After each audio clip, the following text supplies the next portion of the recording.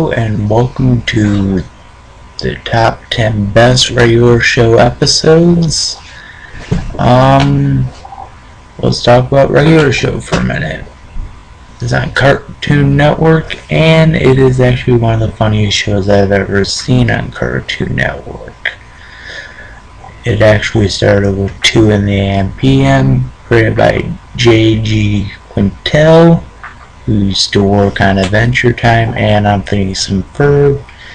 And this short was created probably in the early mid 2000s. I really can't pin the exact date.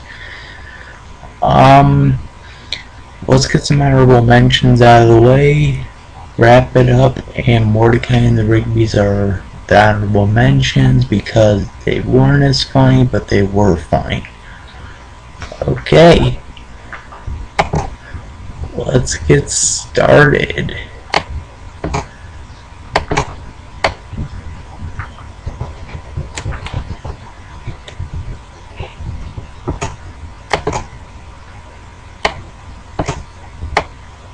Number 10, First Day. Okay, so the episode is basically a recut of the original pilot, which was sent to Cartoon Network. Unfortunately, they didn't take this pilot and they switched it with the piano episode as the pilot. But this was the original pilot, and it is very good. I guess what I can just say is the episode is about Mordecai and Rigby and how they got their jobs at the park, and basically their first misadventure, which involved Pop's old couch, and them having to play rock, paper, scissors 99 times and not ending up winning. Wow.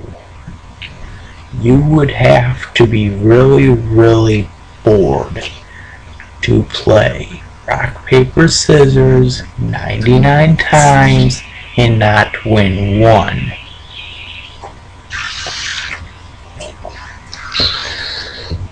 So what is it about this episode that I appreciate?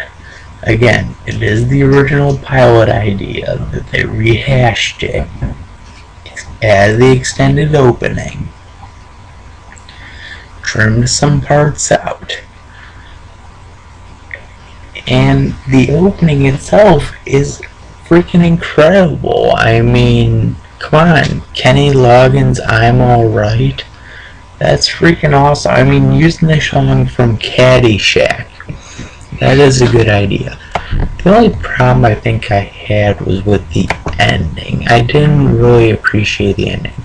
I thought Benson's rage with the ending wasn't as good. I thought he should have been a little more upset since it was their first day. But then again, he probably was being nicer to him since it was their first day. Really, I don't know. But I just tell you, that is a good episode. And I actually recommend that episode for many of you who want to get into the show. Okay, let's move on. Number 9. It's time. This is probably one of the best examples of a TV show doing a good time travel episode. I mean, wow, it was good.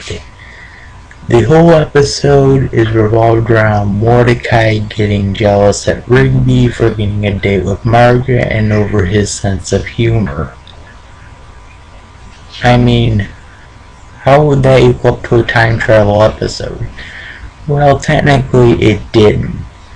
Up until about the last 10 minutes of the episode, when Mordecai gets so upset at Rigby that he actually steals all the clocks, puts it in a microwave, puts it on cook, thus ending up having them sent back into time, meeting Father Time, having Rigby killed, and Mordecai having to admit his good deeds. Well, not his good deeds, but his jealousy. So, what does Father Time do? He lets Mordecai go back in time to fix everything. Wow. So he gets on the time pony, which results in a funny scene, but you'll have to see it for yourself. I'm not ruining it for you. It's over the discussion over the time pony. Goes back to the beginning of the episode and decides not to be jealous of Rigby. Again, this is a good example of a time travel episode that works. I mean, it starts you out with a very good plot that should get you to thinking, man, I really either do feel bad for him or he is a jerk. And then it just throws you off by saying, hey, he's going to learn his lesson, go back in time, and fix everything. The only thing I didn't really like about this episode was Rigby's attitude. It seemed like he was being cocky. And that's a lot, saying that this was basically the second season. I mean, I know Rigby's attitude is that he's sort of a jackass, but he wasn't that much of a jackass in the original show, but here he was just cocky. But again, another good episode. I do highly recommend it. I mean, it does really sort of throw the question at you about what are Rigby's relationship with Margaret. How does she feel about him? Moving on, number 8.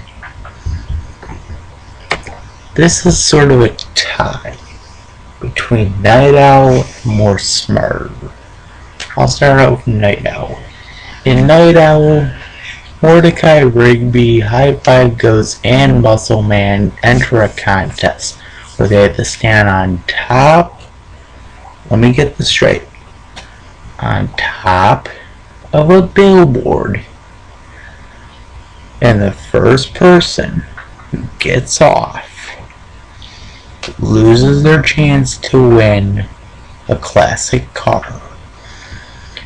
Well, there was about 20 people there. Mordecai, Rigby, High Five Ghost, and Muscle Man got rid of all of them until it was down to the top 4. Well, let's see. The radio DJ realizes, hey, this is good for my ratings. So what does he do? He freezes them for over 2,000 years. That's right, they wake up in the year 4,422. And they're still on top of there. And they realize they're in the future.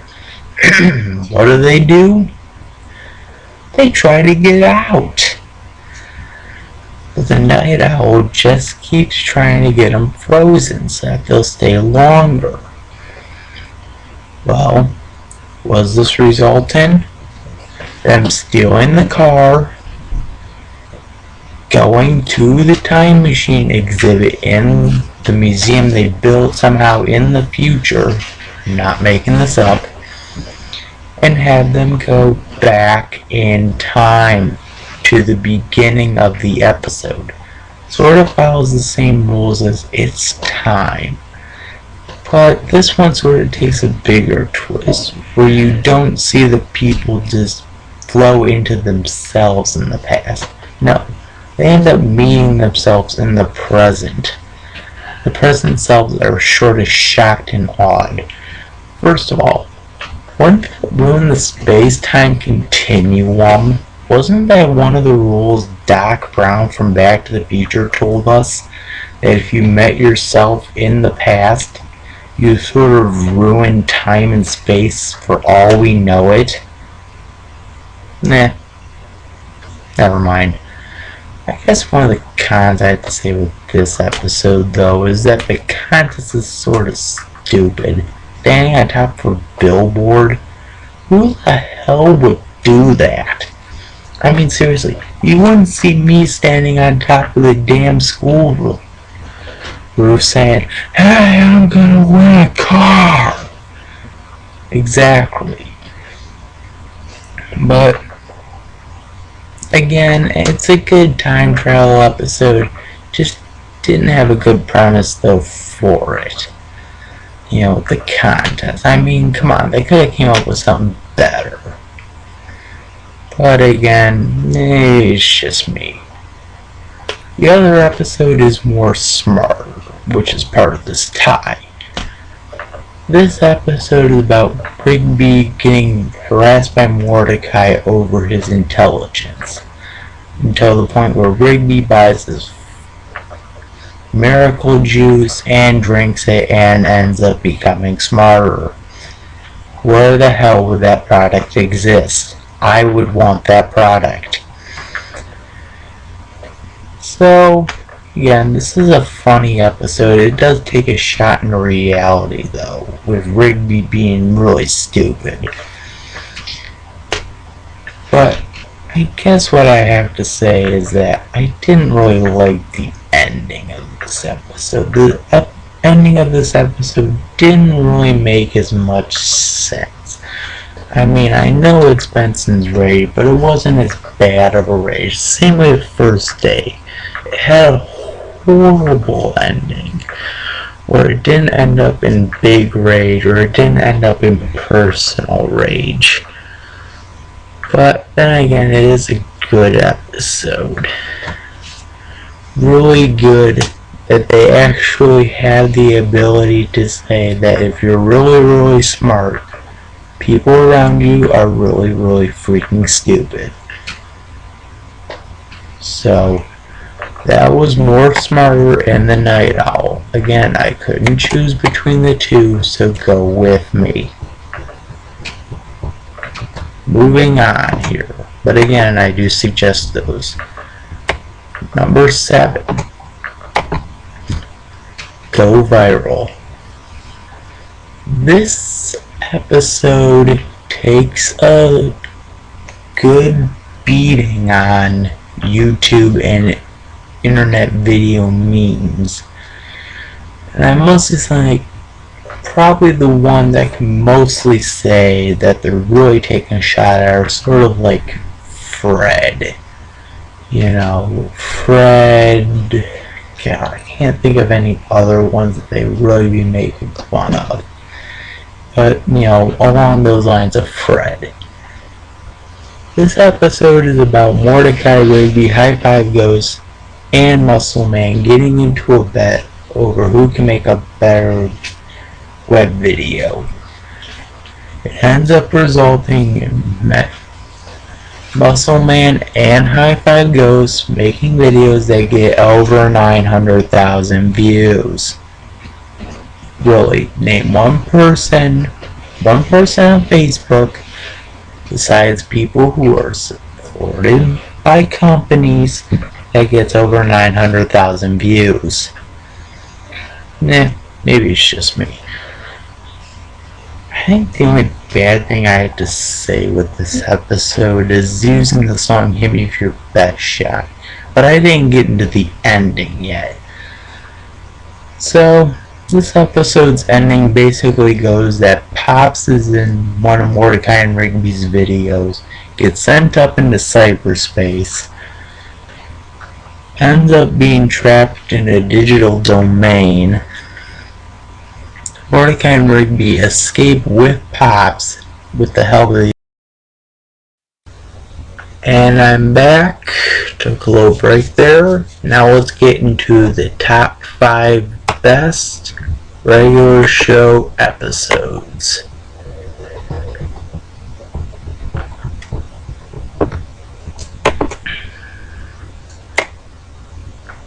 Number 5. Camping can be cool. reason I put this at number 5 is there are so many good reasons. Number 1, it's a funny episode. Number 2, it was the start of a story arc, which is now going on throughout the rest of the 3rd season and into the 4th season, as I've heard. But I'm not going to give away the last reason why it's funny, and it's on number 5. So let me give you the plot. Mordecai and Rigby are planning to go on a camping trip. Eileen and Margaret hear about this and decide that, that'll be cool. So they decide to go on the camping trip with them. This will be Margaret's first time camping. She never went camping before. Didn't any of her ex-boyfriends ever just take her, I don't know, camping? Nah, maybe I'm just freaking ranting on about this, but never mind. So, they go camping. Mordecai and Rigby tell them that there's a secret spot that they're going instead of the campsite, because they hate the campers. So, they have to go to a no trespassing zone. Wow. That's really breaking the rules there, guys.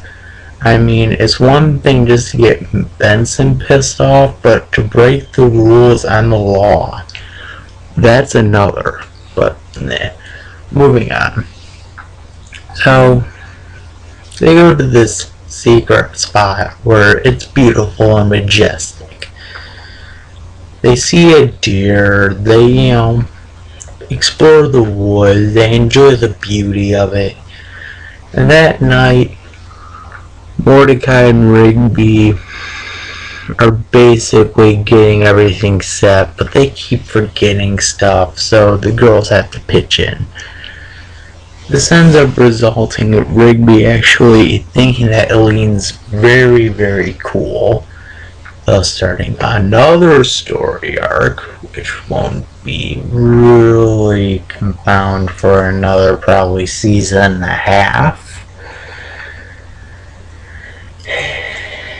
And at the same time, Mordecai and Margaret's relationship is starting to technically blossom. I don't say it's really blossoming, but it's technically starting its blossom. Well, I've gotten through all the sugary stuff. Let me get to the final reason. So Mordecai and Margaret are talking, and they're about to start the sort of steps towards romance until it starts raining. And they end up seeing a deer. And here comes the interesting twist. Who plays the deer? None other than Freddy freaking Krueger. That's right, Robert Englund from Nightmare on Elm Street, who played Freddy Krueger, is in this show. Yeah. The minute I found that out, I was like, whoa. That is so freaking cool. That is awesome. So, they're basically being chased around by, technically I could say, Freddy Krueger's deer, until he gets run over on the interstate by the ranger. Was this result in? Well, them leaving and claiming that was very, very cool. Actually, I have no problem with this episode. This is actually a very good episode. Again, with having the guy who played Freddy Krueger in there, a good start of a story arc, and it being a funny episode, it was all that good. I mean, name one other show that actually got Freddy Krueger besides The Simpsons. Name one other show. So, I actually highly recommend that episode because it is a very good one. Number 4, Weekend at Benson's. This is a good episode for Benson, because it really does focus on Benson, and it's rare that you get those episodes that do focus on him. I'm starting to see him more commonly now, but it's rare, probably in second season, early third season. But it's a good episode. I could probably say, the plot-wise, Benson basically gets unconscious because he falls off a ladder that Mordecai and Rigby were holding. The boys couldn't hold a ladder. Why the hell did you hire them in the first place? They can't hold the ladder, they can't screw in a bulb. Why did you hire them? Oh yeah, that's right, cheap labor. I forgot about that. Moving on. So, Benson's unconscious and Mordecai and Rigby have to take him to his house. Was this result in them bumping into his neighbor, of course, who is having a party and wishes that Benson could show up. So, Mordecai, being the sap that he technically is, feels bad for her and ends up taking Benson to his party that he was originally planning to go to in the first place. So, Benson goes to his party, flirts with his neighbor, and gets the neighbor's ex-boyfriend upset. Wow, you can get him upset by just putting your arm on her knee and saying it's been a very good time. Wow, this guy has no self-esteem. But moving on. So this ends up resulting in a chili eating contest. And by this point, Benson's technically still a little unconscious, but he's regaining his consciousness. And he finally does after the competition's over. He realizes what the hell he's been eating. Mordecai and Rigby sort of fill him in a little bit, actually deleting the part where they caused him to get unconscious. And this results in them having to drink the celebratory drink called the Mississippi Queen. This results in probably one of the funniest trippy sequences I've ever seen on television. Mississippi Queen with jalapenos. Just think about that for a minute. Mississippi Queen with jalapenos. This would be interesting. And it was, especially playing Mississippi Queen. Yeah, that was good. Again, the way Benson gets unconscious, that's sort of a little problem, but again, it is a good Benson episode. Sort of really focusing on him without really focusing on him. And again, I sort of recommend it. But still, why did he get unconscious from a ladder? It could have been something else, like a light fixture. But that's probably just me. Number 3. Fortune Cookie. This episode isn't bad. It's decent. But the only thing that made me put it on this list was the background moments. Let me get started though. Basically, Rigby's getting upset that Benson's having all this good luck while he's having all this bad luck. So what does he do? They go to a fortune shop and he basically switches the fortunes so that he gets good luck and Benson gets bad luck. Results are many funny moments of Benson having bad luck resulting from bees, gangs, cars, nature, and money. Mostly money. Yeah, I said money. Benson basically loses his check, loses his house, loses his car, all in the matter of 3 days. Wow, I wish systems would work like that faster today as well. But basically, probably the funniest moment is when they're all on the bus and Benson couldn't show up, so he decides to walk at the park. He takes one step and a gang beats the crap out of him for his wallet. That made me laugh my ass off. I guess another thing I should mention is the ending, which is probably one of the biggest twist endings I think I've ever seen. So, supposedly Rigby gets the bad luck because he's had bad luck, right? Wrong. Originally that was supposed to go to Muscle Man. Muscle Man switched fortunes with Rigby, thus causing him to get a video game interview for a video game he technically wouldn't play in any other episode. Okay, where do I begin? But it is a good twist ending, I'll give it that. It does have sort of a flaw with it though.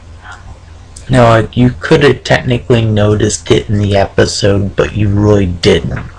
So you really had to pay attention to that one. So, Fortune Cookie, it's a good episode. I highly recommend this one, because it probably has one of the funniest montages and one of the funniest background moments ever. Moving on, number 2. Cruisin'. This is a very funny episode, and it is a very good episode. I guess the only thing I have to say about this episode is it's confusing. And what do I mean by confusing? I just mean it was confusing. It had some confusing moments, I'll put it as that. But then again, it's a good episode. It actually has probably one of the funniest endings as well to cut to credits.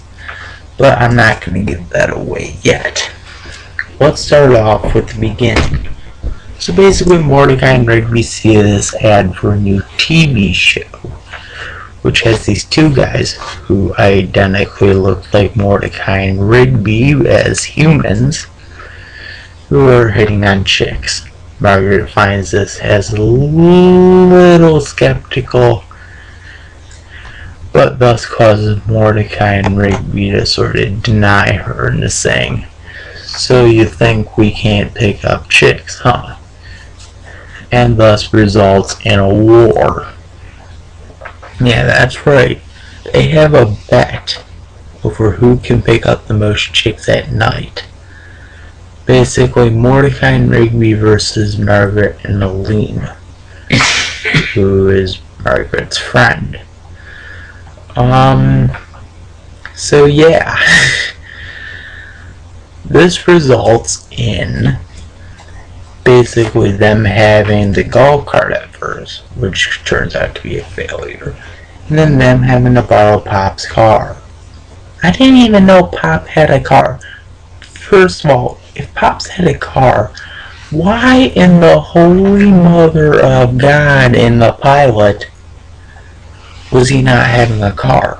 Why did he drive the cart in the episode first day?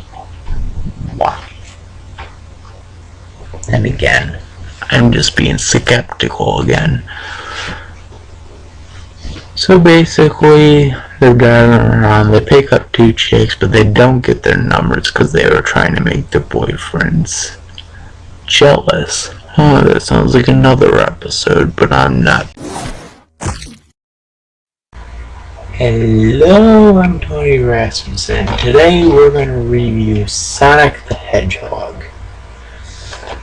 Now, this is going to be a two-part video because this is the Mega Hits collection and it actually has 7 games. So, I'm going to review 3 of them today. So,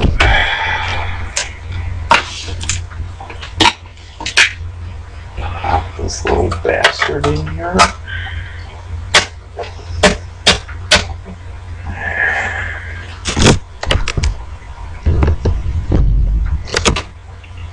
And we'll get playing.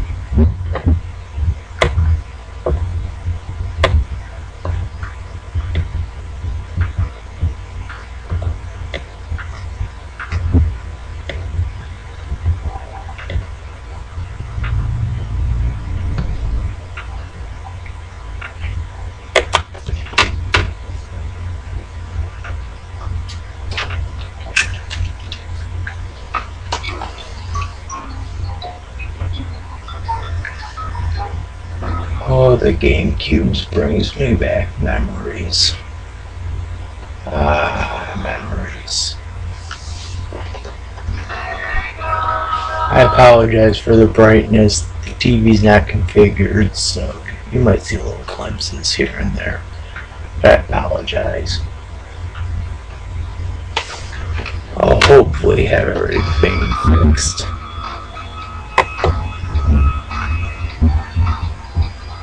So, Sonic the Hedgehog, everybody. Let's get started.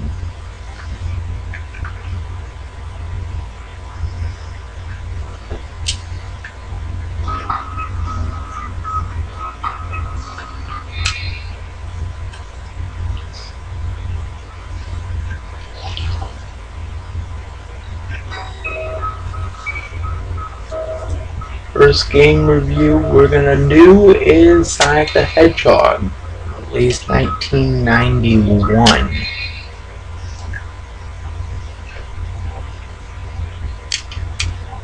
Oh, does this bring me back memories?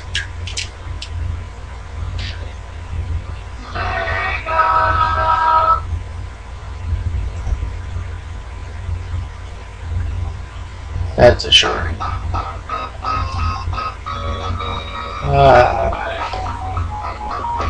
Memories of playing this on my uncle's Sega. God, those were the days. So, it's basically one of your easy get from left to right games. But this game is actually atrocious for actually having too many flying villains. And the fish, oh, don't get me started on the fish. Every time I run so fast, I get past the freaking fish. They hit me, and they kill me. It gets me pissed off. And these flying guys are seriously pissing me off. So, other than that, it's actually a pretty good game.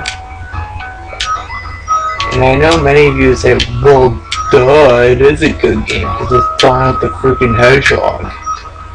But when I mean good, I mean it's good in so many ways. It's not just a game. I mean, remember, Sega had nothing before Sonic. All I had was the Master System and the start of the Genesis. So this was basically the reflection of their anti-Mario-like character.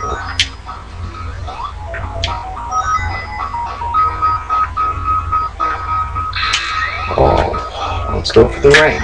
Yes!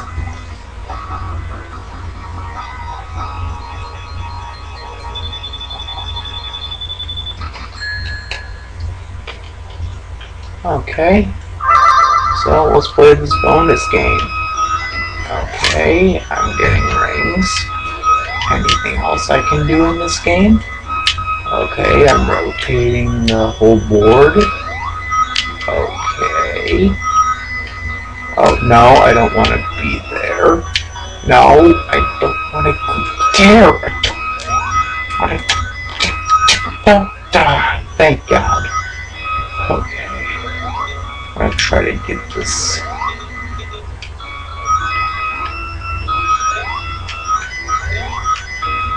Oh, come on. I seriously have to jump for this stuff.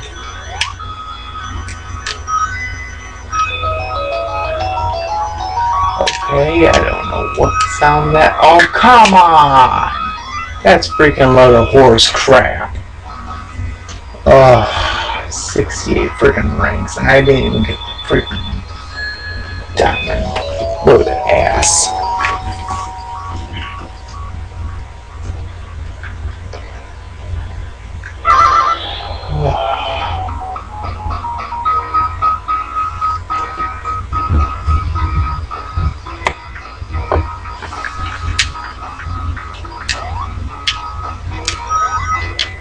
Oh, thank God that happened.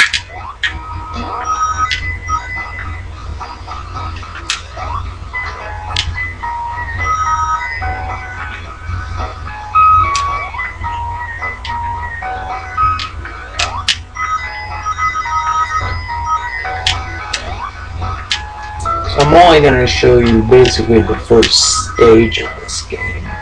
First act. Because I don't want to go through the entire game with you guys. But again, it's a fairly easy game, a fairly nice game, especially for 1991. This basically got Nintendo's heads out of their asses and thought, oh crap, the NES is going to be outdated because of this. So, what did they do? They released the Super Nintendo, and that basically sort of became a flop because Sega became so popular. Spin a ring. Oh, sorry about that. Get back to the game.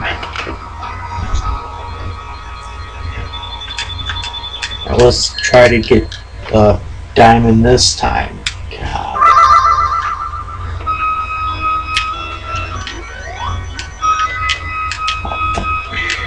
Okay, come on. Over here. Over here. Nuts. God, this is so atrocious. At least I like the backgrounds because they have birds and freaking fish. Oh, come on! Load of horse shit. Oh, God, this game's good, but it freaking sucks ass. What I mean by it sucks ass, I mean it's atrocious for being an asshole. Oh. Moving on. So, we're now under basically the third act, the final act of part 1.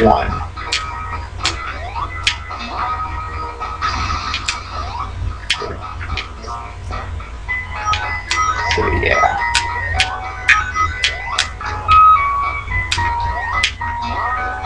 Oh. So basically Sonic gets a force field. And doesn't that sound weird?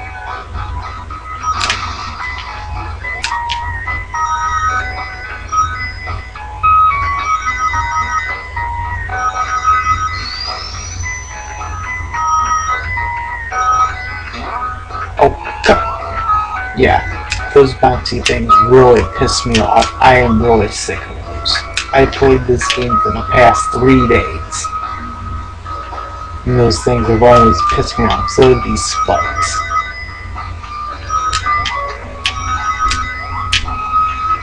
Oh, God. And look, a blank wall. Or so you think.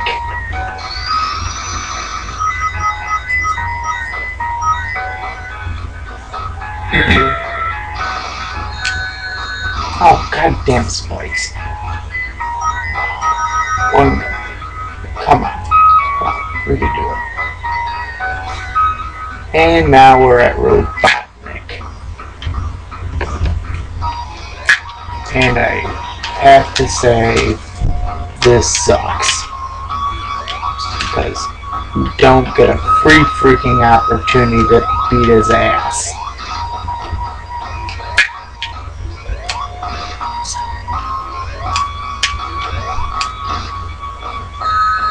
Again, I'm talking about basically my experience with Sonic. Oh, come on. Now I got nothing. Oh, this is freaking low. Oh, and guess how many times you have to hit him? 8 times. 8 times. That's freaking stupid. But again, it does seem very challenging when you have no rings. So again, I'm not bad talking Sonic, and I'm not praising Sonic. I'm basically saying it's a good game. So, that was Sonic the Hedgehog. Well, it's a good game. It may not be perfection, but it's a good game. So, we move on to the sequel, Sonic the Hedgehog 2, released the following year, 1992. I don't got the exact date, I apologize.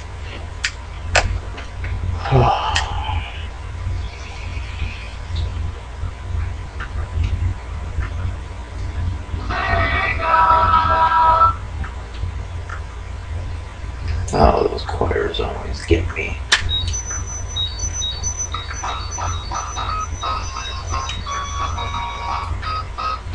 And this was the first game to have Tails in it, aka Miles Power. Goddamn monkeys. Oh. No. What really would be fun is when you have this with 2 players, because then you can watch the other player actually fall behind. That's fun.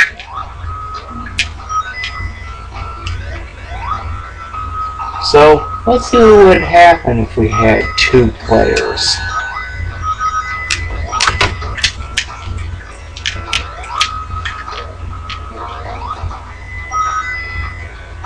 Look, I'm beating the second player. He's not showing up. Tails can at least fly, though. Oh, jeez.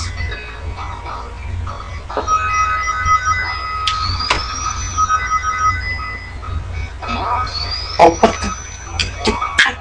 Ah! Come. Oh. Come on. Up. Son of a. Oh, yes. Okay, come on. Let's go for some rings here. Oh, yes.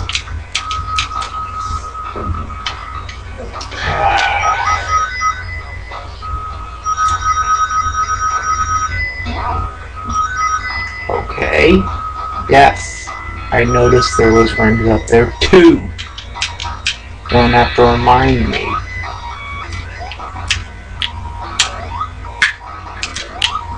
And that is why a second player sucks.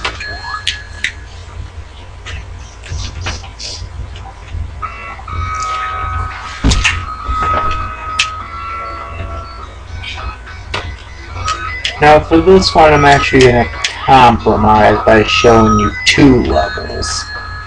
Because there's only 2 levels now of each section. Yeah, that was one of their major changes, was 2 levels instead of 3 for each act.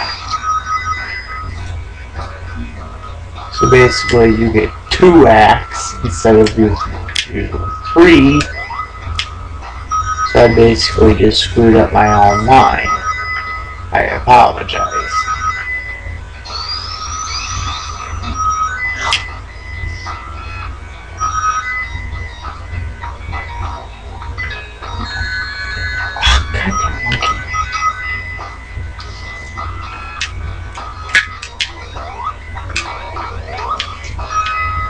At least favorite things about Sonic. Spikes, monkeys, projectiles. Yeah. Those are the least things I like. So, we're already at the boss. That was quick. What the crap-a-puss? Okay. Unbelievable. You would have a bulldozer drill. I don't know. I'm just expecting the game to be good. Oh, God. I touched him. Come on. Should count for something. Again, 8 hits. 8 hits is what you use to kill. Oh, God dang, freaking drill. God. Oh, thank God. And no, I can't leave the screen either until he leaves. And I finally got all the freaking animals out of the damn freaking tank. Oh.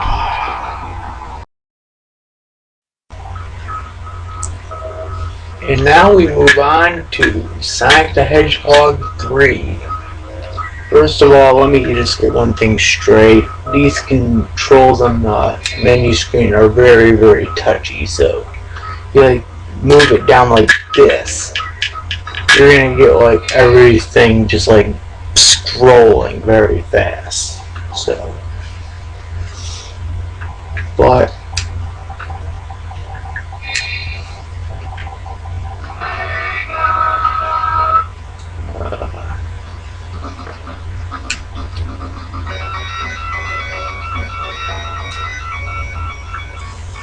so. Oh. Yeah, here's another problem. If you press A, it restarts the entire game. That's a problem. And that's atrocious.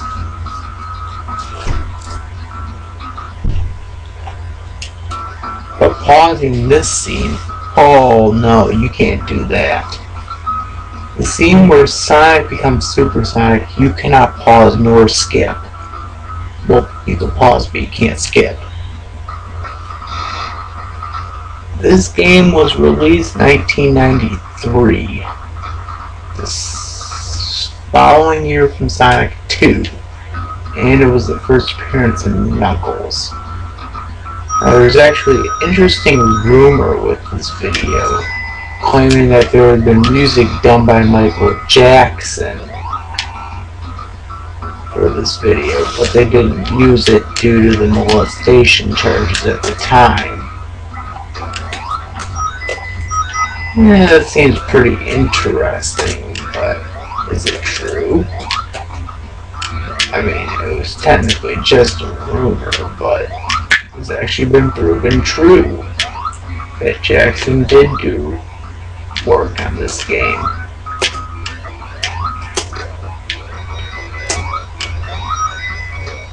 I would actually like to hear the Jackson type, orchestration music, because that would have been interesting just here.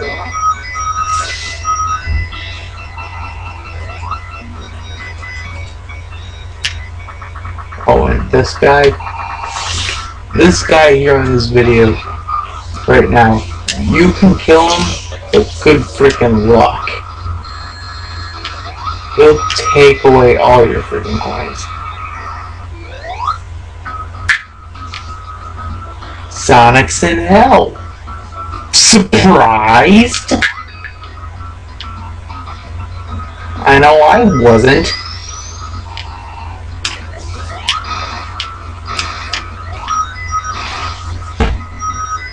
Because of his can-do attitude, I think he would have deserved being in hell. That's what anyone would have said. He deserved it, but again, it's just the can-do attitude.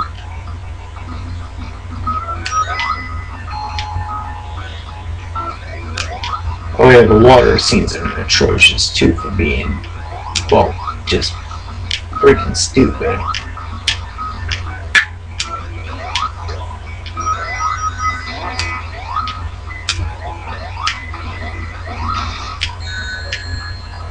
God, it's a freaking fire. Come on.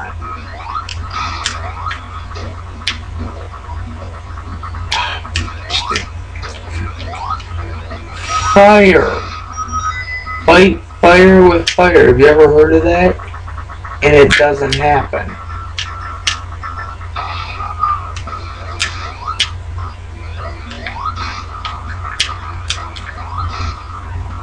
Come on. Oh, what the? Get over here. Cut that. Thank God you finally destroyed this thing. And that's basically the end of Act 1. Yeah, it was so freaking short. I had it done in under 2:30. 2:30. Now on to Act 2, which immediately continues following Act 1. Wow, they were really pressed for time and they couldn't just make a title screen. Sweet ring game. What the heck? Okay, 3D, that may be awesome, but why does it sound like Pac-Man? Maybe it's just me.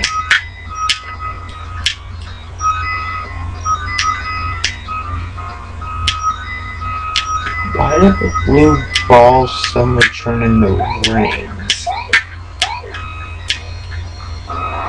Oh, God! Damn redness. Can't touch the red balls, it'll send you back. Can't send you back my ass. Now we're on to this. Oh, we're still in the second act. I'm sorry, they had to just add a new freaking. No, don't go back. God damn it. Ah. God, this game sorta sucks. Doesn't know when to just slow down. But then again, that's what Sonic's supposed to be, is speeding. But still, come on. I think that's a little ridiculous. Okay, spikes, bad. Water, bad. Anything that doesn't involve spikes or water, good. Make up your mind. In the first Sonic game, he could survive water. And now you're saying in the second and third he can't? It's retarded. Oh.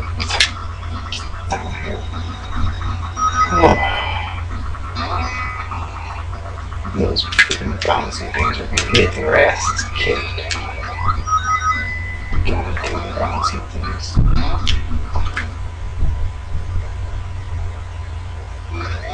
Apologize for that Blackbird song.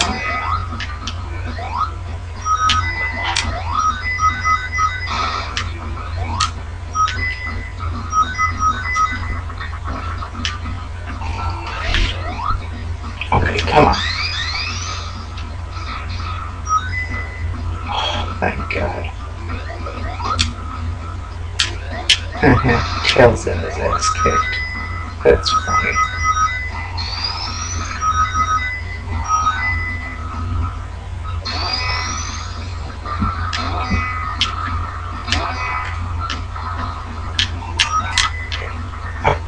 Oh, God.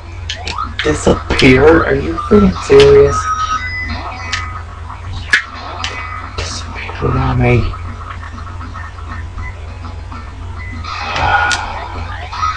So yeah, the platforms disappear also. Still freaking surprised? for a Sonic game, I'd usually not expect that, but for this game, I guess I'm going to.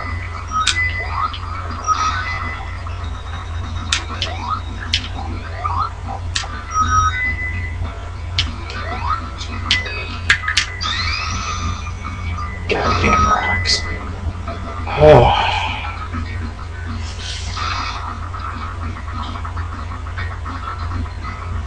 Hey, it's time to avoid bombs. Yeah, we want to bomb a blue hedgehog and his friend with two tails. Plus, we're talking about the TV show Sonic the Hedgehog. You're sadly mistaken. I wouldn't want to bomb these two.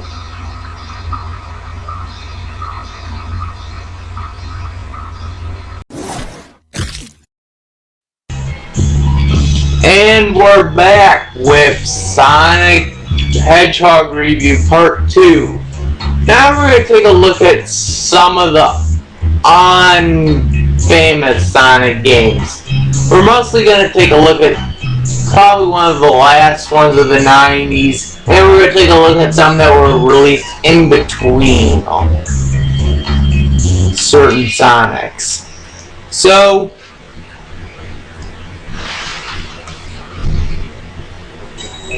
basically, we're going to kick off right now with Sonic and Knuckles. This was released right after Sonic 3, and it's probably one of the first and probably the only games that actually features Knuckles as a playable character.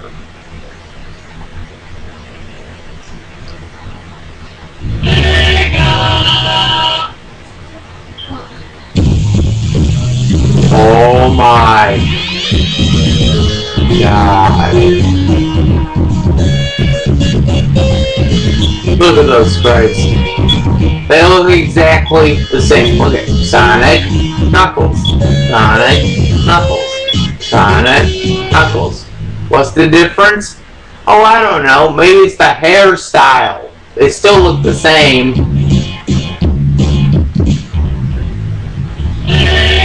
Sorry about that. Does that when it's waiting. So I guess we're gonna play as Knuckles. Okay. There's a bunch of chickens. Okay. There's a bomb.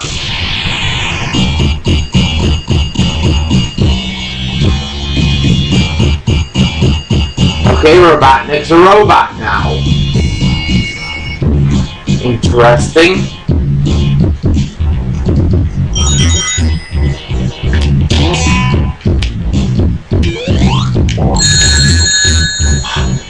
Damn it.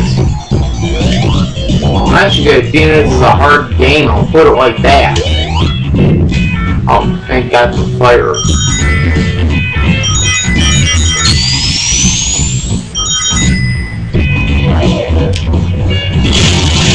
Now, I should get into a little bit of backstory about this one. Well, first of all, this was actually one of the first lockout games. What I mean by that is you can plug this into Sonic 3 or plug this into Sonic 2, and you can play as Knuckles in both of those games. So it was the first for that.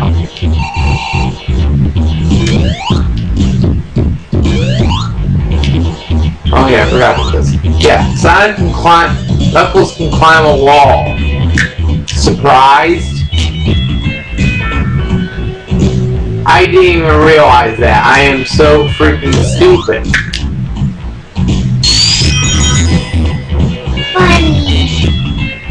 And monkey jumping out of a hole because... God damn! Oh, I hate those freaking spikes. Every game, I always get hit by spikes at one point or another.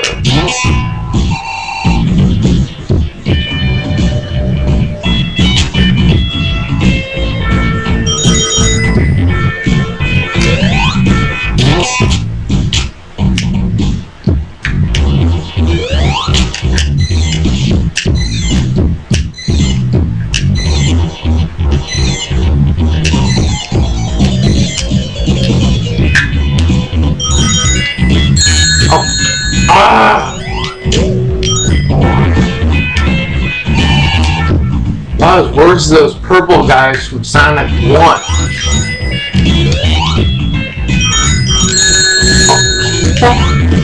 How the hell are you supposed to miss that? I mean, I know I could, I don't know, climb the wall, but come on, I can't even miss that.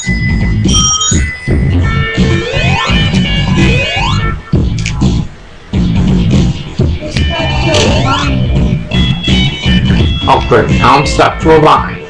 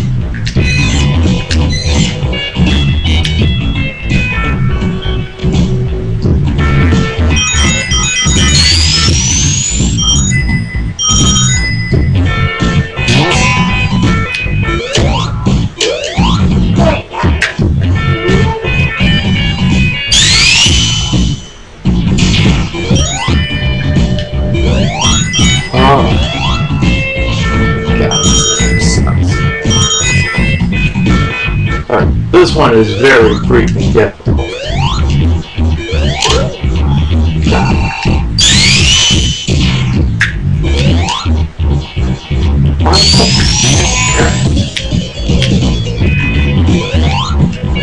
Okay, come on. Jump. Yeah.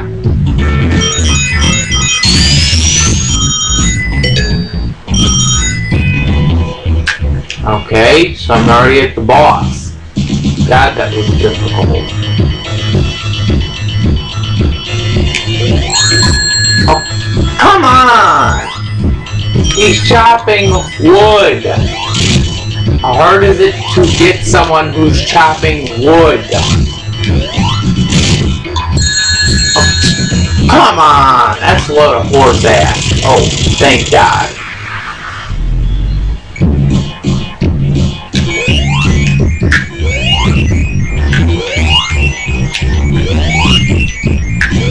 And if you hit the sign, you get bonus points. What sense does that make? I don't freaking know. Oh.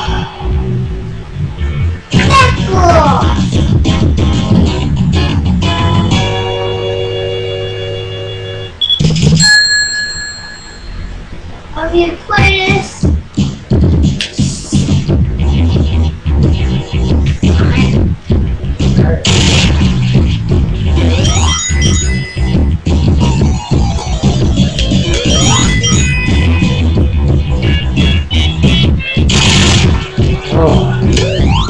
Okay, so I'm now in leaves. Interesting choice. And I keep getting my ass handed to me by these spikes. Spikes. Oh.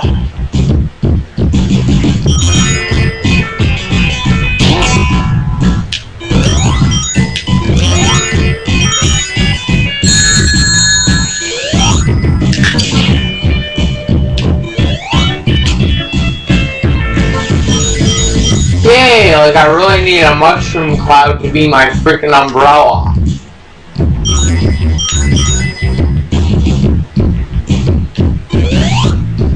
Makes about as much sense as Paramount greenlighting the Katy Perry movie.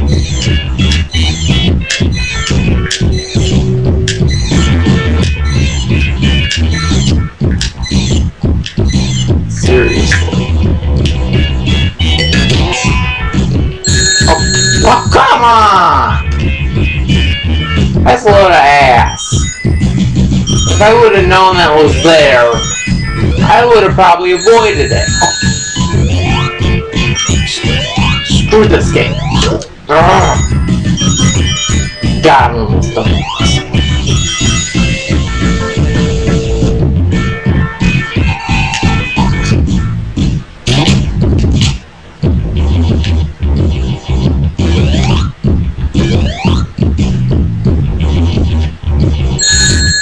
Come on, I'm stuck. That's no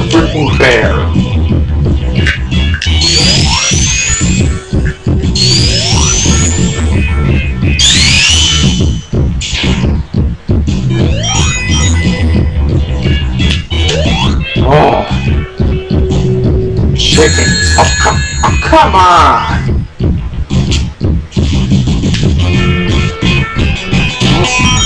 Tom and Jerry.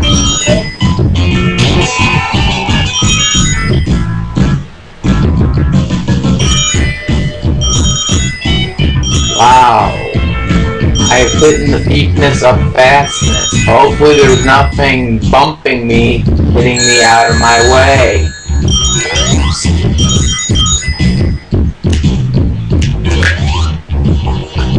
Come on!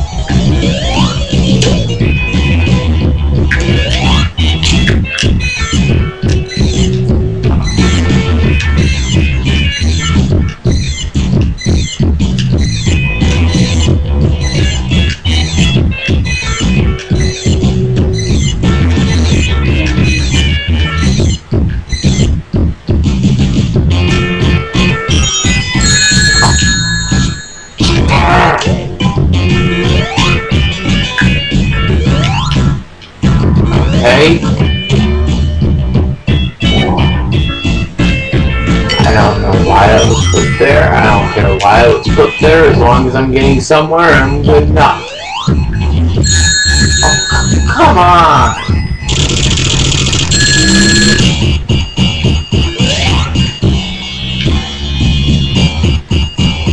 Okay, I have no coins, basically.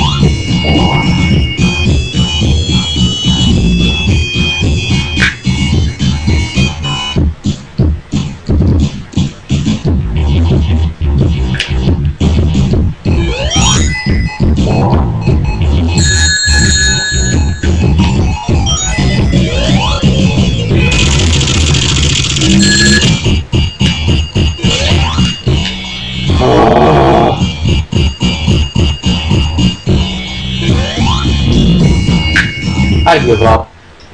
So that was Sonic and Knuckles, and well, it's difficult. I'll give it that.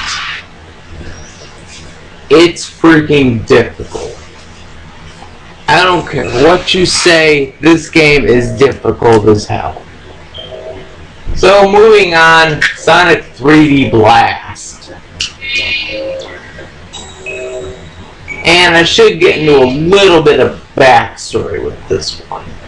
This was originally set to be Sonic 3, but Genesis, wasn't really just ready for 3D yet.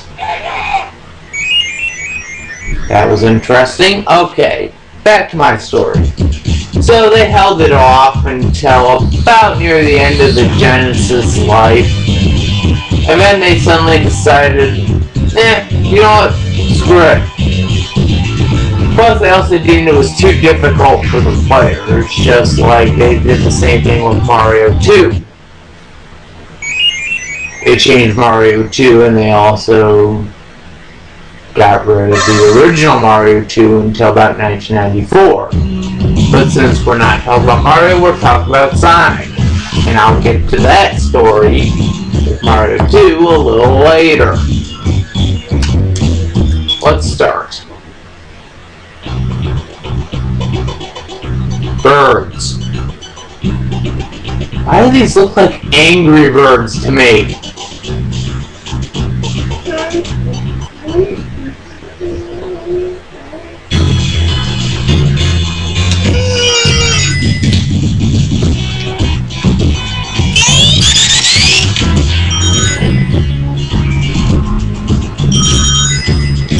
Wow, our 3D, ladies and gentlemen, doesn't get any better than this.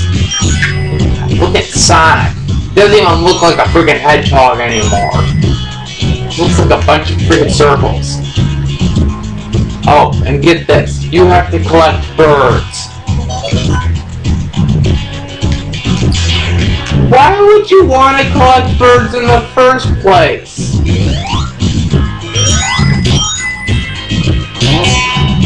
I mean, I know in the first 3 games they just came and left, but seriously, why? Oh. I do have to give though credit that it was 1994, so the 3D wasn't really there yet.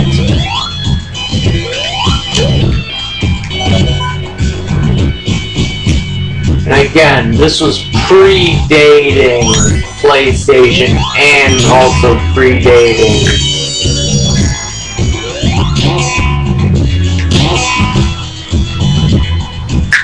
Nintendo 64. So, yeah, I shouldn't really be hasty about it. So, I mean, look at this. If you take a look at Star Fox for the 60, the Super Nintendo, it was a little better. Oh. Now, excuse me if I sometimes stutter. I usually don't get stuff right and I'll have to correct myself. I'm touching that. Hello. The last one I needed. Oh no. I got one more. Where the heck am I gonna find my last one? Oh, right there. Come on.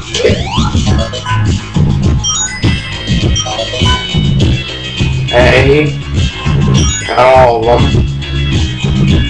There we go. Oh, there.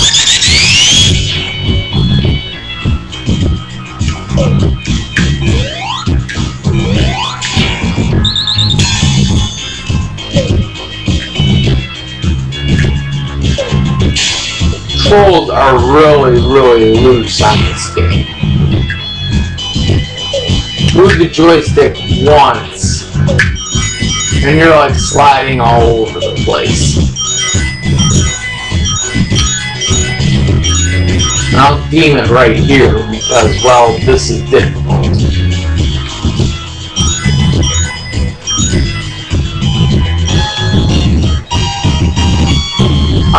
Oh, come on!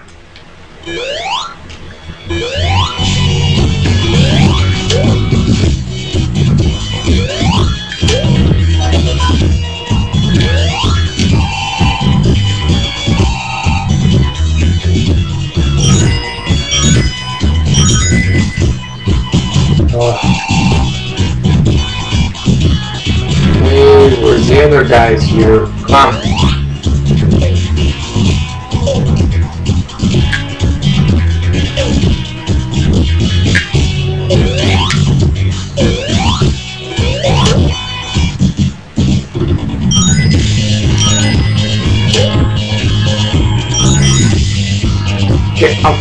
Oh, damn bird. Get over.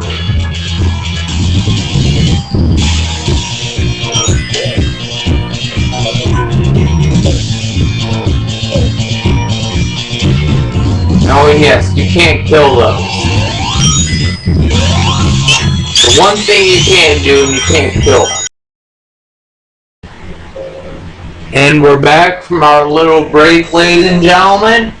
And now we're moving on to the last game of this Sonic review. Dr. Robotnik's Mean Bean Machine. I'm going to get into a little bit of backstory with this one. You see, after Sonic 1, people over at Deke thought, hey, let's make a Sonic cartoon, and they made a Sonic cartoon which became, well, balls to the walls, completely insane. So, I guess people over at Sega were like, this cartoon's sort of getting hit, sort of becoming popular, sort of becoming a failure. Let's make a game out of it. And so this is what we got. Dr. Robotnik's Mean Bean Machine. And let's play. So I should get one thing out of the way. I'm going to ask you one question. Does this game look oddly familiar to you? Yeah, that's right. This game is a Tetris clone. I am being serious. This game is a clone of Tetris. Why? I guess Sega needed an idea quick. What not better to make a freaking Tetris clone? What are they thinking over there?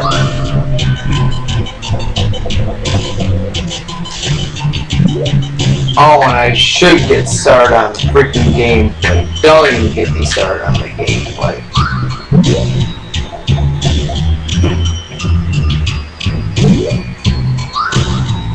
This game's already deemed difficult enough. Come on! 3. Can't do anything with that. You.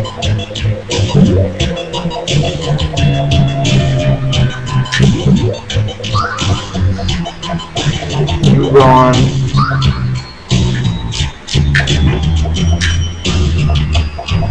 Come on.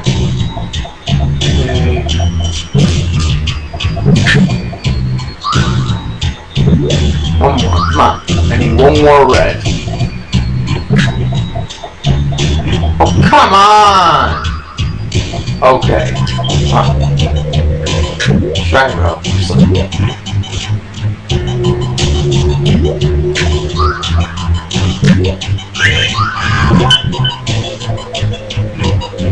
Huh? That was an asshole move. Why? Is it because I'm actually allowing a winning? You need to get me out of the picture? Yeah. Oh yeah, don't give me that freaking cheery frame. Smart ass. You know what's gonna happen. You're gonna end up winning.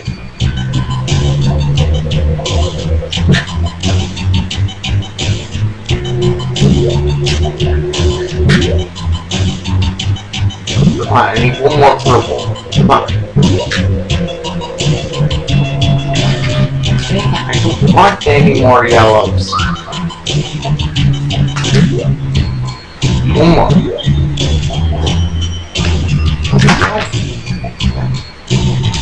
There we go. Oh. Oh, come on. Sweet. Come on.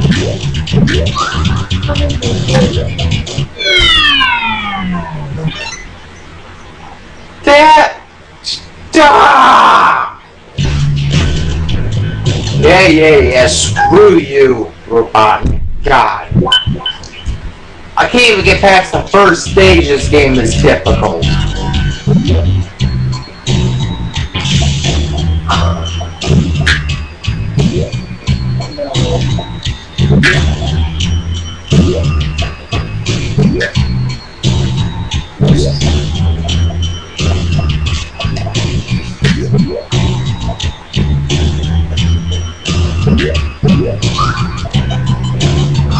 Come on.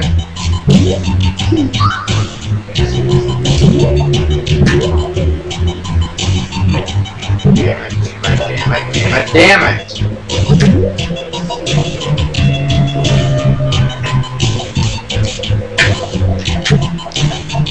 Come on.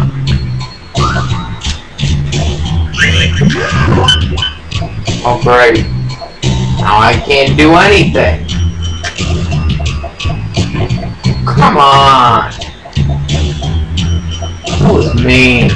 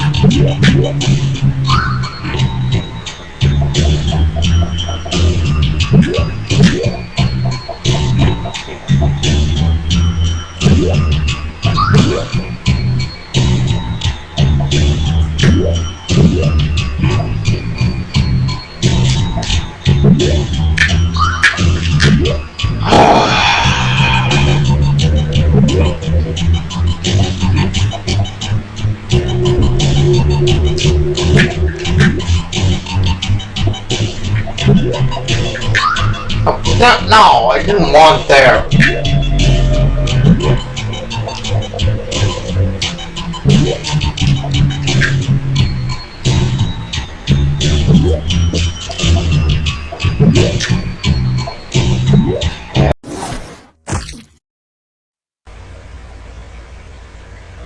Hello, I'm Tony Rasmussen, welcoming you to the top 10 best South Park episodes.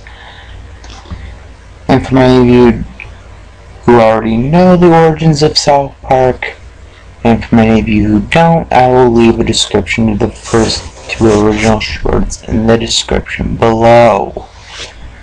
So let me get my honorable mentions out of the way. Chim Pokemon and Eat Pray Queef. Now, let's get started.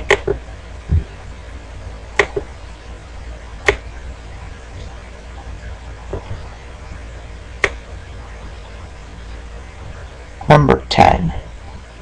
The Ungroundable. This episode, satirizing the Twilight craze, was one of the funniest I had seen in the 12th season. Well, other than overlogging, but that didn't make the list because, well, I just didn't really find it that funny. The whole plot of The Ungroundables is that Butters is feeling demeaned with his life, the goth kids are having to deal with the Twilight craze, and basically everyone's just going through that craze.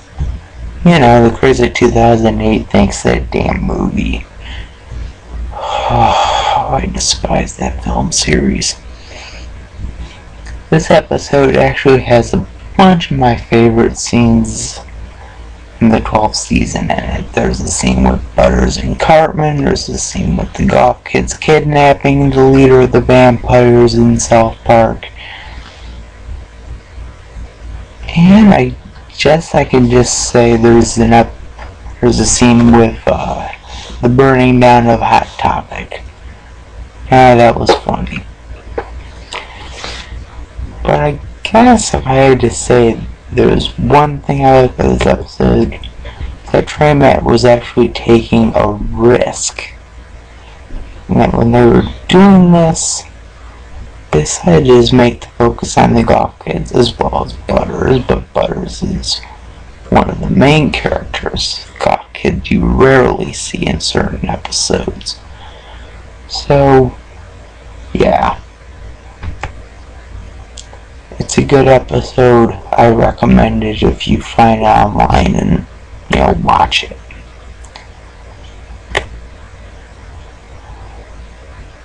Number 9. Death.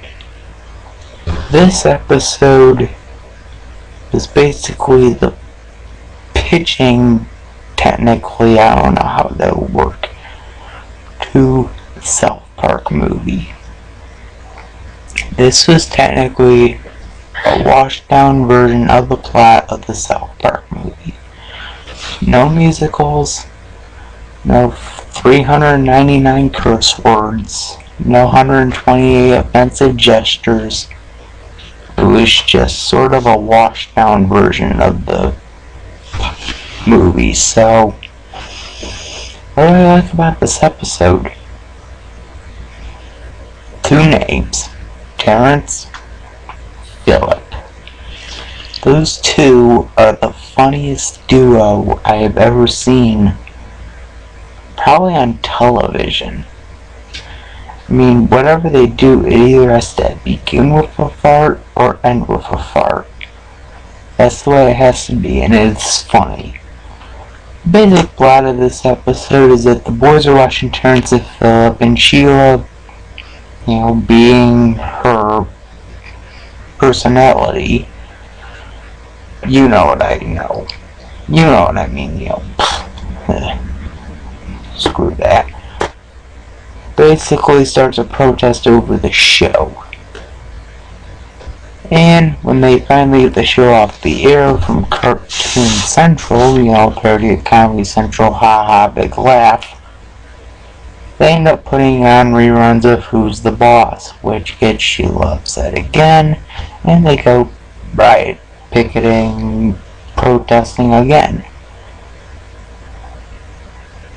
So, this episode bad?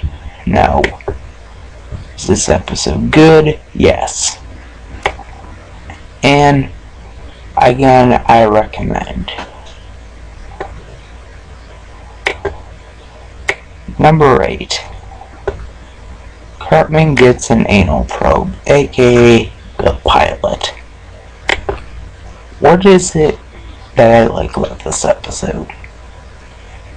It has one of the best speeches by Kyle in any episode. It has the best humor of any episode in the first season. Basically, Cartman is great in this episode. I know being his first appearance he had to be great, but literally, he's great. And that's all I can say, actually. I have nothing else against this episode, I have nothing else for this episode. But, yeah, that's just about it. I can't think of anything else bad about this episode. So, moving on.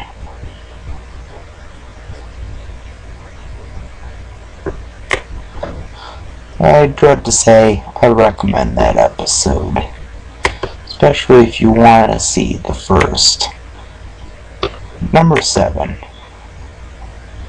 Make Love Not Warcraft. This is one of those episodes when South Park takes a different art style. They did it with Fun Times with Weapons, they did it with the Major Boobage episode. This episode, I think they done it right. If I had to put them in like a top 3, I think I'd put this one at 1. Plus, this was probably one of those only times in an episode when they actually had a joint venture with the company that makes World of Warcraft. Usually you don't get like the company that makes the product to actually support you. It's usually rare, especially with a TV show. But basically in this episode, Cartman basically convinces the guys to stay inside, play World of Warcraft, get fat, get hairy, get pimples, just so they can beat this one guy whose name is Leroy Jenkins, who is the cheater of the World of Warcraft game. Again, this episode is a good episode. I laugh at this episode. This is a funny one. It really depicts nerds. And that's all I have to say about it. Again, I can't think of anything else bad to say about the episode. I think the only problem I have is that really, I think it's mostly with Clyde in this episode. I'm not saying I despise Clyde. I'm saying in this episode he was sort of a prick about the World of Warcraft. And he only had like 2 scenes, so really I shouldn't care, but it's just one of the minor nitpicks, but he does have a funny scene. where he's not really playing the game, he's reading a magazine. So that's funny. But it's actually a good episode if you're a hardcore gamer and you want to just get a cheap laugh.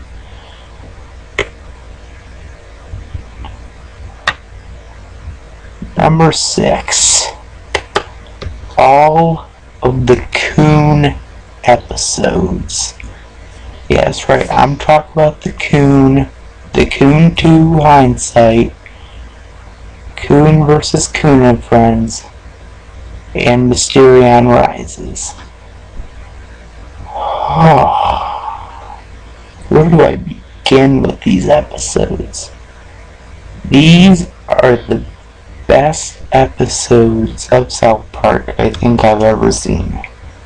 The only reason they didn't make it to the top of the list though is I think I was sick of the 14th season making it a trilogy. I think it would have been great if they did one for every season, like one Coon episode a season. Like did, okay. And I'm back from those epic episodes. God, I would have thought Riley was very crunch. Well, anyways, number 5, The Ring. This is the funniest episode of South Park I've ever seen, and I can give you one good reason. Mickey Mouse beats the crap out of the Jonas Brothers. That is the reason why I laughed at this episode. This is the reason why I like this episode. Other than that, it just, the plot's like all over the place. But I don't care about the plot, I care about the jokes, okay? That's the way I am. I care about the jokes, not about the plot. And Mickey Mouse just seemed like a jerk in that episode. I know it's like that's the way he's supposed to be, but when it comes down to it, a big jerk. And it was freaking hilarious. I laughed at it. And there I need to say it, Kenny just got another girlfriend in that episode. Loved him, then he died, that was it. Next episode.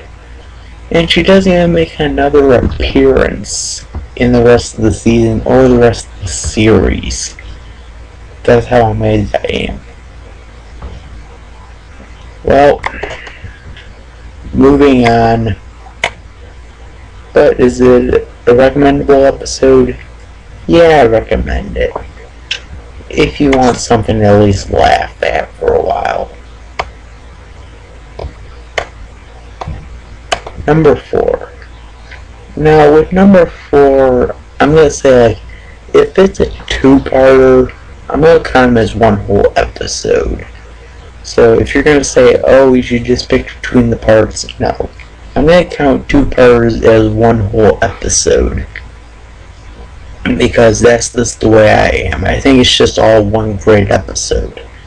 So, number 4 being Go God Go. Parts 1 and part 12, which is technically 2, it's just a joke. If you watch the episode, it's a joke. And basically in this episode, Cartman just freezes himself, ends up in the future, all because he wanted the one greatest thing in the world, the Nintendo Wii. This is like the sole reason. And then like it's just like all these people basically are using him. Like there's otters, there's one group of atheists, another group of atheists. Yeah, this was also like the atheist episode of the 10th season. Usually like each season South Park does like a religious episode. There was in the first season Jesus versus Santa. I can't think of any for the second season, third season.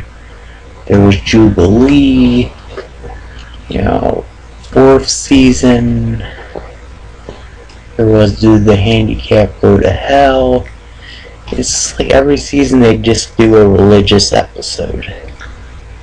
and this was their religious episode. It was this one and the premiere, which the premiere was dealing with Scientology.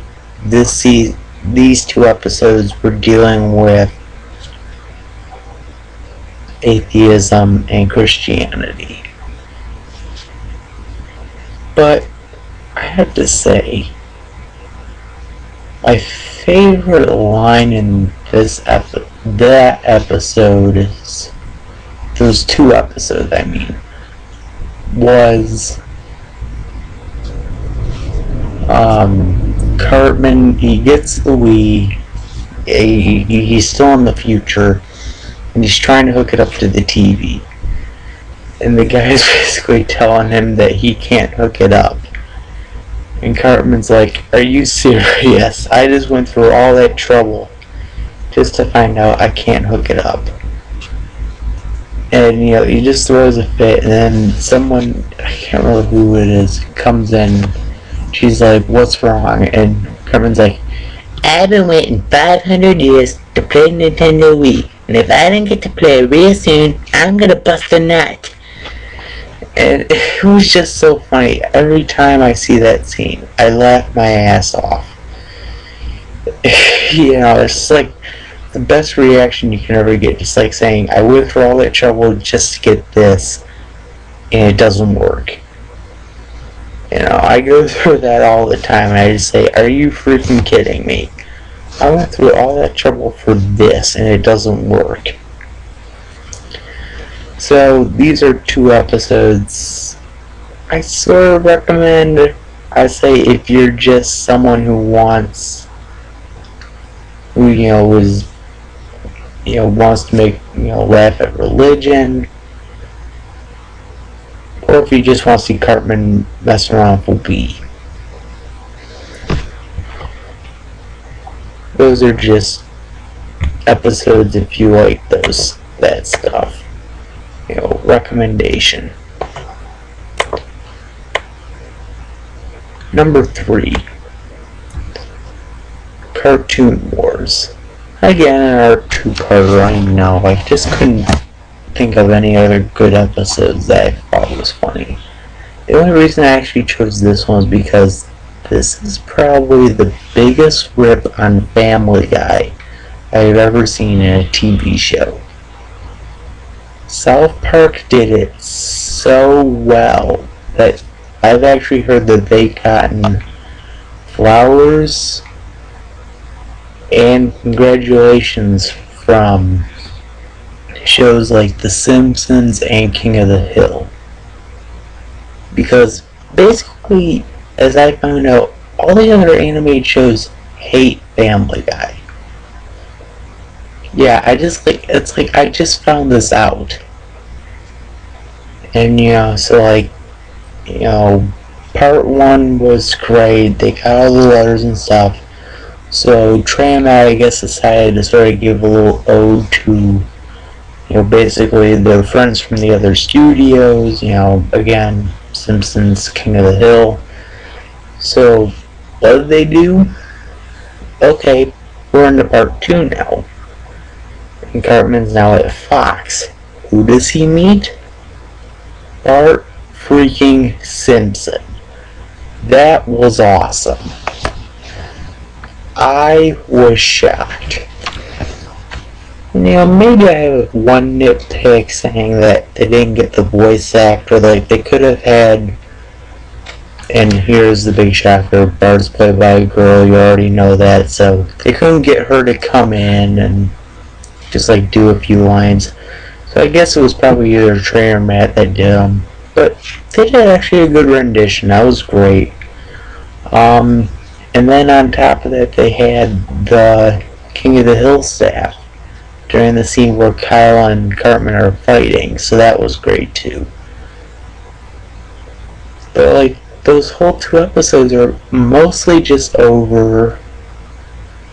And I'm not gonna say it because it's against religion, and I'm not gonna say it because I don't want to get bombed either. So I'm not gonna say the name. I'm gonna say Islamic. There you go, Islamic faith, religion, God, you know. That's what basically these whole 2 episodes were about. And this episode was so controversial that Comedy Central was planning not to even air part 2 because they were so worried that they were going to get their asses bombed. And this happened again in my next top pick. So, let's move on to that top pick.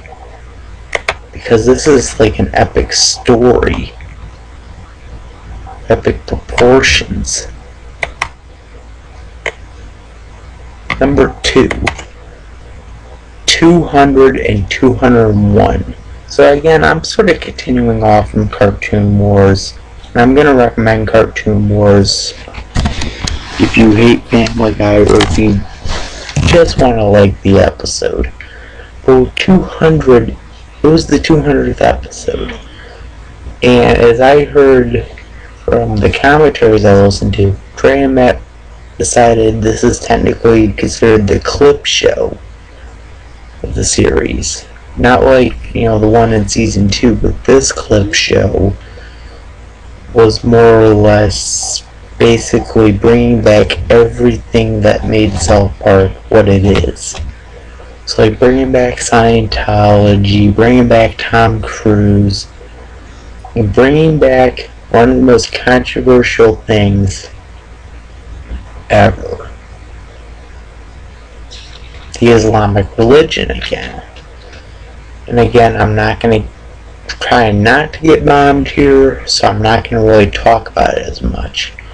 I'm going to say those 2 episodes got Comedy Central worried again, and actually part 2 was completely censored.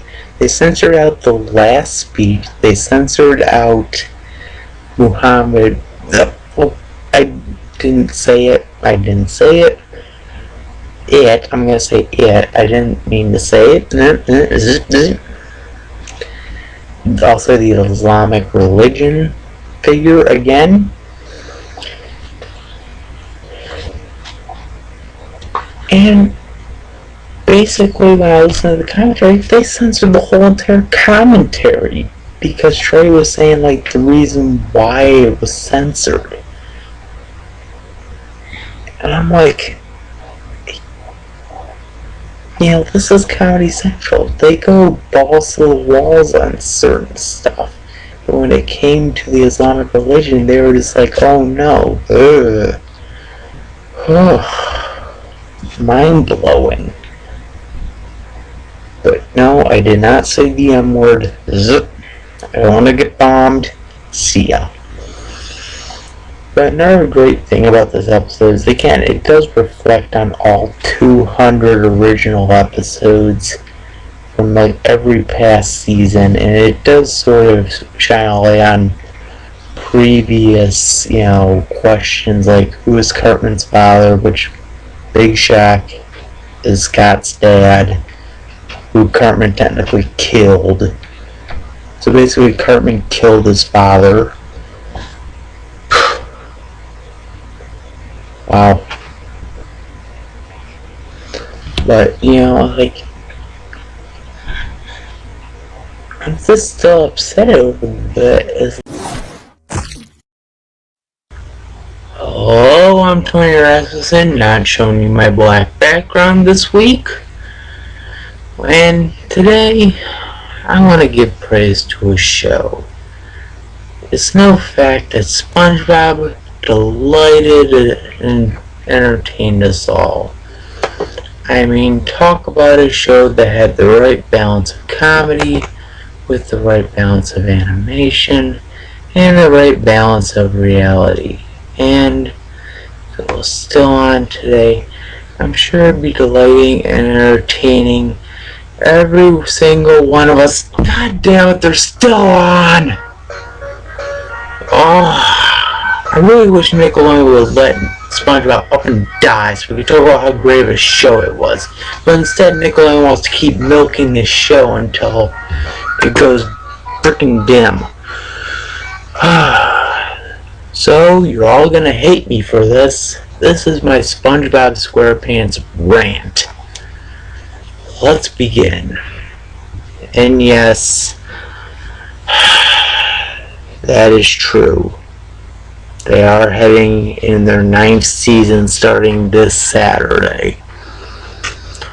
Oh god, I can't believe it's been 9 seasons. It's been technically 13 years. I think that just holds a record right there for Nicktoons. I mean, I know Rugrats had one that was 13, 14 years, but that was different. That was an original.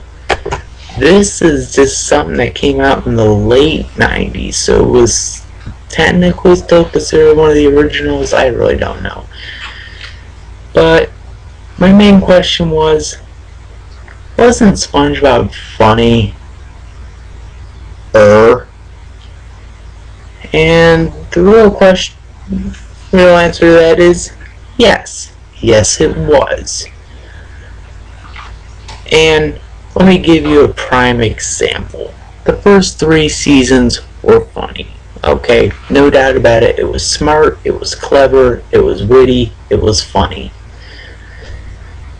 And then they made the movie, and then Nickelodeon re-released it for a 4th season.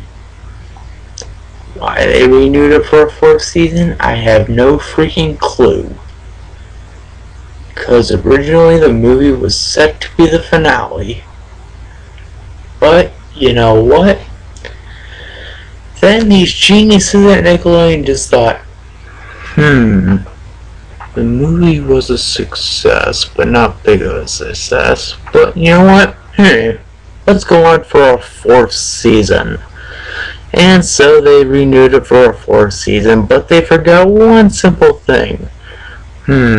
What were they forgetting? Adoy, the creator. Yeah, they never hired back Steven Hillenburg. He was not brought back to the show for such a long time. He still is not back. He's now a producer for the 2nd movie, and yes, I am being serious. God help me now. Okay. Let me get one thing clear. I like SpongeBob, okay? I enjoy it. It's just that I don't think the episodes are funny anymore. You know what I mean? And they're not as funny as they were. And many people say the same thing about The Simpsons. That they're not as funny as they used to be, but as The Simpsons are trying to rebuild their image, SpongeBob just keeps trying to belittle theirs. I mean, when they re-picked it up for a 4th season, Patrick became dumber, SpongeBob became weirder, and Squidward, well, he became more of an ass, I'll tell you that. Krabs became more of a jerk, and everyone just either got stupider or just became more of an asshole. Oh, God. My mind warps about this. So yeah, this Saturday's the premiere of the 9th season of the show. And truth be known, I'm probably going to be forced into watching it. I mean, again, don't get me wrong, the newer episodes are funny, but they're not as funny as seasons 1 through 3 were. And the movie was good, and I guess Nickelodeon just thought, hey, let's renew it, and they renewed it, so. But still, 9 seasons.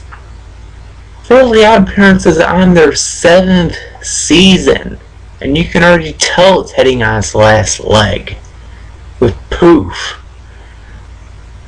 But still, why do people keep coming back to SpongeBob? Is it for either the nostalgia, or is it because they can't get enough of him?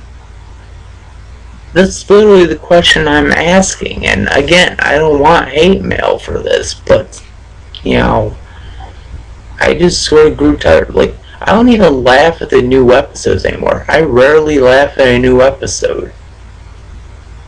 And when I do, because they made a really good joke, or there was a really funny visual.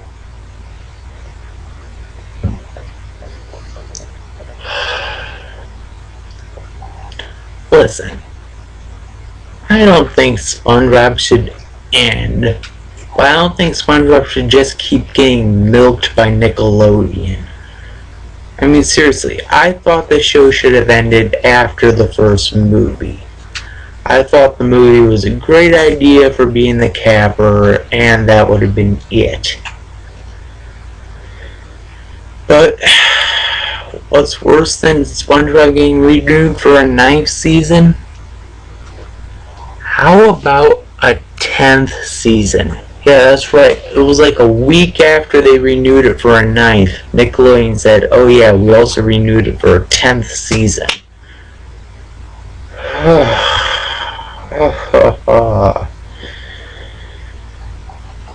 I'm just really just getting sick of it. And plus, another problem is SpongeBob gets reran all the freaking time on Nickelodeon. I see it probably 4 to 5 hours a day. And that's in their usual slot from 1 in the afternoon till 7, 8 at night. Hello, I'm Tony Raston, and first of all, I apologize. I am not doing the Mario Brothers saga right now. It's just a few things that are happening, and it's sort of just going to be put on a little bit of a hold right now. Best case scenario is probably mid-August, mid to late August. Who knows? I'll probably have to double up on the episodes anyways. Probably make it like an hour-long special. But anywho, we're not talking about Mario Saga. We're here to talk about Yoshi news. And first of all, it's family friendly. It's kids safe. It's all nice.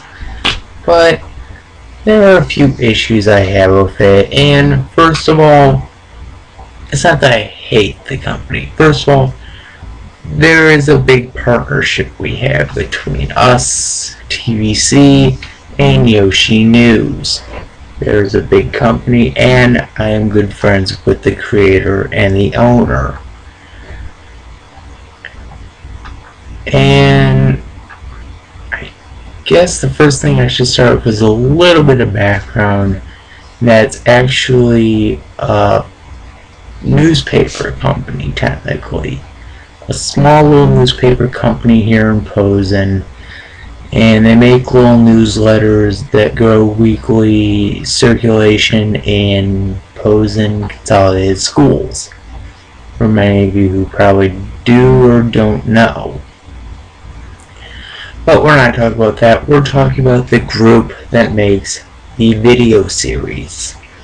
And all the bigger and brander stuff. So I guess it's best to start out that the group really got its kick into this year, 2012. It got its kick probably weeks before TVC showed up. And this is during the era TVC was a page, it wasn't a group yet. We didn't converse until about March. Just a reminder of you guys. So I'll give basically a quick backstory of us. First of all, we had the page in January. Game Critics was gonna premiere in February, March.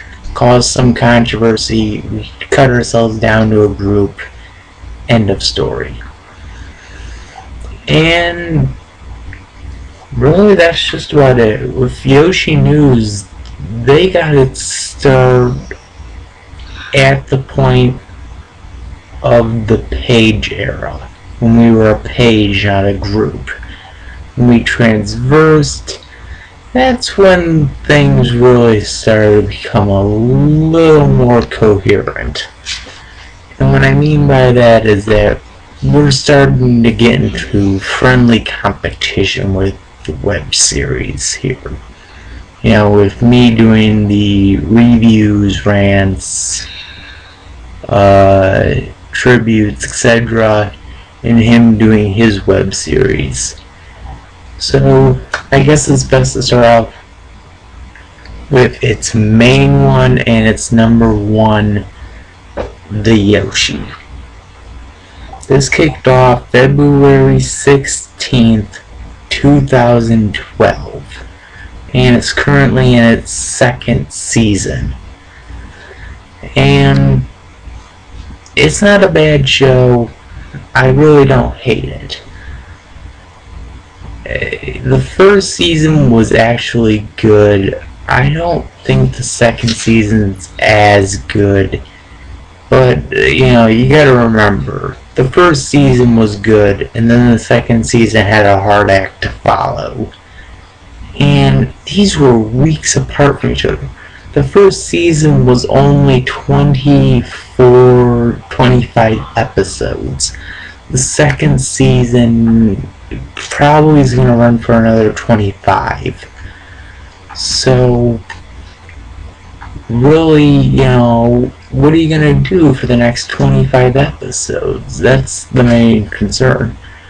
What I think is with the Yoshi, I think, is that they're starting to broaden the horizon, which I don't really mind. I don't find that, you know, bad.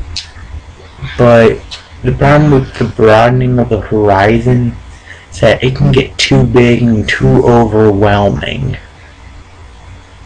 That's really what you don't want, is too overwhelming of a horizon you just passed. You know, you want to try to keep it small and contained, but, you know, among everything else, just try to keep it sort of tight in its own little world. Don't try to expand it out into the other world. And that's what I feel like the first season did. It tightened in its own little world, didn't really expand out that much. And then, you know, the second season, it really did expand.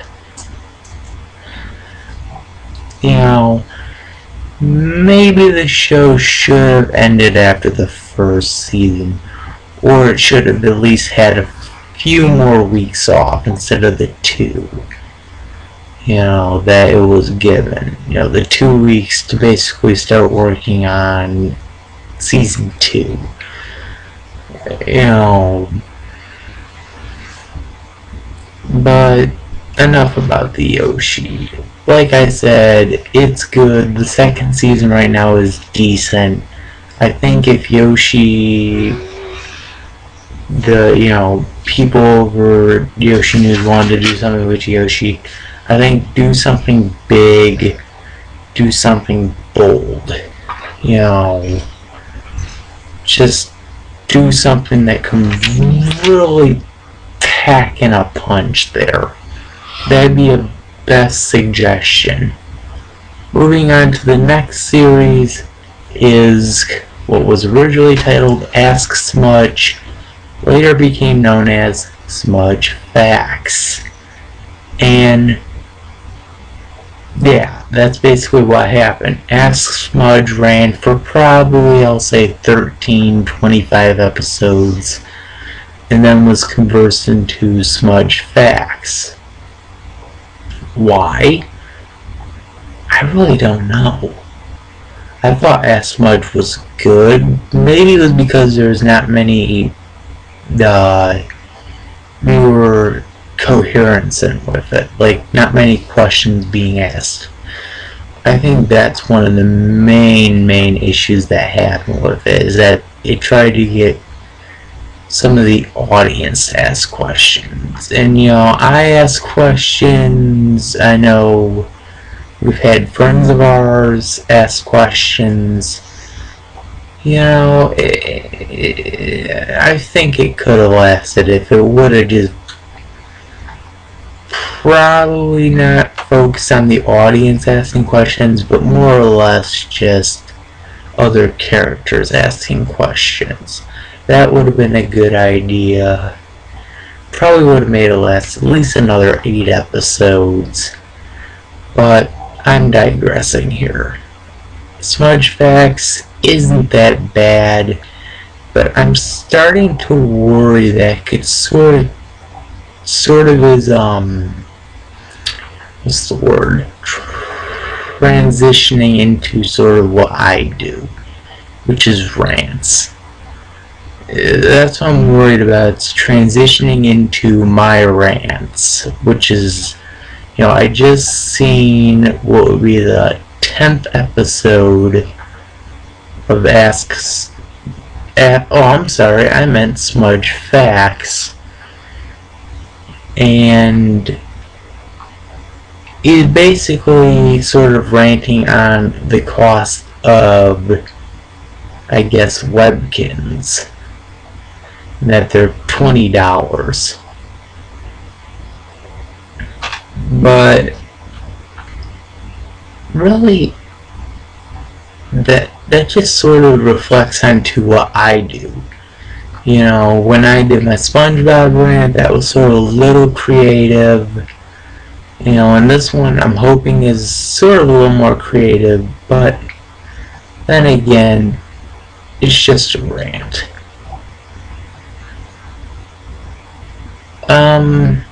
So his next show, and sort of turning back to TVC now, many of you know of my web series Late Night that I did 9 episodes of that show, which were in production. 4 aired, let there be reminded, 4. And then Facebook canned me due to copyright infringement. And still to this day, I don't understand why. Maybe it was because of the songs, but I just think they were just getting sick of it. So, basically that happened. So, when I was gone, I heard about this show that Yoshi News was coming out with called The Lad Show. And I got to see it. And I just thought point blank, this is basically Late Night with a dog. And I'm not saying it is. I'm saying that it sort of has that feel. And I guess once I finished Late Night after the 9 production, it sort of became more Late Night-esque. Now that you got Chicken Bob saying word of the day, which I feel is sort of a reflection on my little brother saying the word of the day here on Late Night. So maybe it's sort of taking a late night turn on it. I really don't know. But I'm starting to get a little worried that it could become a late night clone. That's my worriness. I'm not saying it's becoming one, I'm saying I'm worried it can become one. And that's what really just worries me. But right now, I think it's sort of keeping good. 23 so far, and it's got season finale coming up later this possible month. So hopefully it sort of goes into its own form. I don't want it to sort of be like what Late Night was, which was supposed to be sort of variety type late night talk show, and that's basically what it was. And Lad Show's sort of becoming that, but I want it to become something of its own. Okay. I guess the next thing I should talk about is the original Yoshi News movies.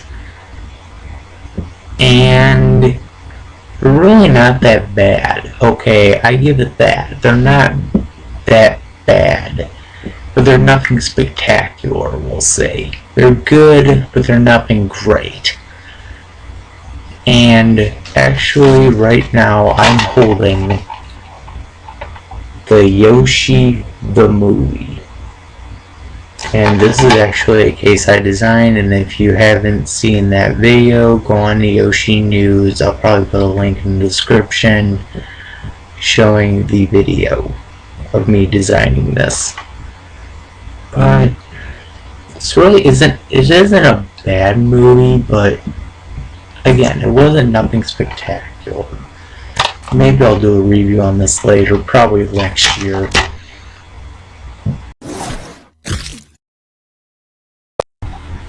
Hello, Tony Rasmussen, and ladies and gentlemen, let's flash back. Let's flash back to the late 90s, early 2000s. Back when Nintendo 64 and PlayStation 2 were up against each other. Note, this was pre-GameCube. But still, let's take a look back. And think about it. Okay, you had the PlayStation 2, you had the GameCube. Why am I talking about these? Because for a certain period of time, Jakks Pacific has been making games built for your TV. And they still are making them. But I'm talking about their big boom, which came in the early 2000s. So, I'm going to be looking at the TV games plug and play. And I'm sorry I'm not going to show any game footage because half of these games don't work. But I just wanted to take you back to that moment when you realize you've really scraped the bottom of the barrel. Now, think about it. If you had grandparents that hated you and you told them to bring you a video game for Christmas, what would they buy you? Would it be something like this? Or this? Or this? Or this? I mean, my God. There were like millions of these things back then. And there still are millions of them now. But I want to talk about some in particular here. Yeah, that's right. I'm going to bring up some of the various ones that I want to talk about. So, let's get started. And this is my only favorite one. Namco. And technically I really don't own this one. I'm actually borrowing it. But still. That was awesome. This is awesome. And I mean, come on, this is actually a pretty good one, because I actually got the good games. This has the good games. It has Pac-Man, it has Dig Dug, it has racing. Okay, so I got through the good ones. Other good ones would have to be Atari games that they imported. I'm sorry, just wrap my mind around this. Was really everyone just thinking, okay, we have Sony, and we have Nintendo, and we had Sega. We need like a fourth game company? And Jakks Pacific just made the shitty ass games? So, on that topic, let's bring up one of the most famous cartoon characters that has the most plug-and-play video games of all time. Spongebob Squarepants. This is actually the first edition of it.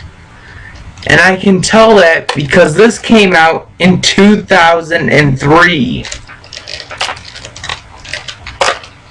And this is mine, and it's very, very old. Because look, you can hear that squeaking. But this is what's unique about them. Notice how all the games that I'm going to show you all have either 1 or 2 buttons. The ones that have 2 buttons are rare games that have 2 buttons. Frogger has 2 buttons, but it also has a joystick. I don't know why. Avatar, joystick, 2 buttons. But Avatar has a clear reason why. Jump and fire. Now many of you are probably thinking right now, oh, he's just rambling on about video games. Well, the reason I'm rambling on about these games is because these were technically the games I also grew up with, along with the GameCube, along with the 64, along with the PlayStation. I grew up with these games. And it shocks me to believe that they still have them. I mean, seriously. And what are they licensing nowadays? They've licensed Wall-E, Toy Story. They still have their license deal with Atari, because they keep coming out with new plug-and-plays. And speaking of the Atari plug-and-plays, you know what I want them to put in there? Just once? As sort of a screw you to all the Atari players? Put in E.T. by the Atari. Put in E.T. for one of the plug-and-plays and see how many people will get pissed off. I really want to see you try that, Jack Specific. I mean, come on. I know, this is starting to sound like a rant as well. But, I mean, seriously, why the hell would you make it? Okay, fair question.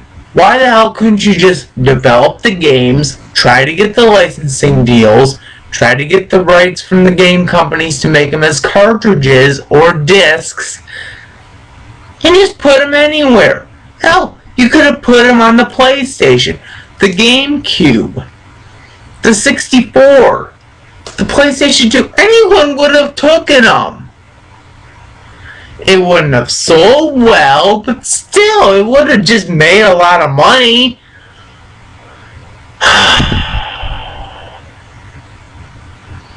And again, like I said, they're still making them. They are still making these games. Avatar I find unique though, because it has 2 buttons, but it's not the only one. Spider-Man has it, and many other games have it. Mortal Kombat has like 5 buttons just for its attacks, and 1 joystick just to move around. Frogger does have the 2 buttons, but those are also the moving buttons, as well as this. Why would you need that? Why would you need 2 buttons to move when you can easily take the joystick and go boop, boop, boop, boop, boop, boop, boop, and be over? What were they thinking?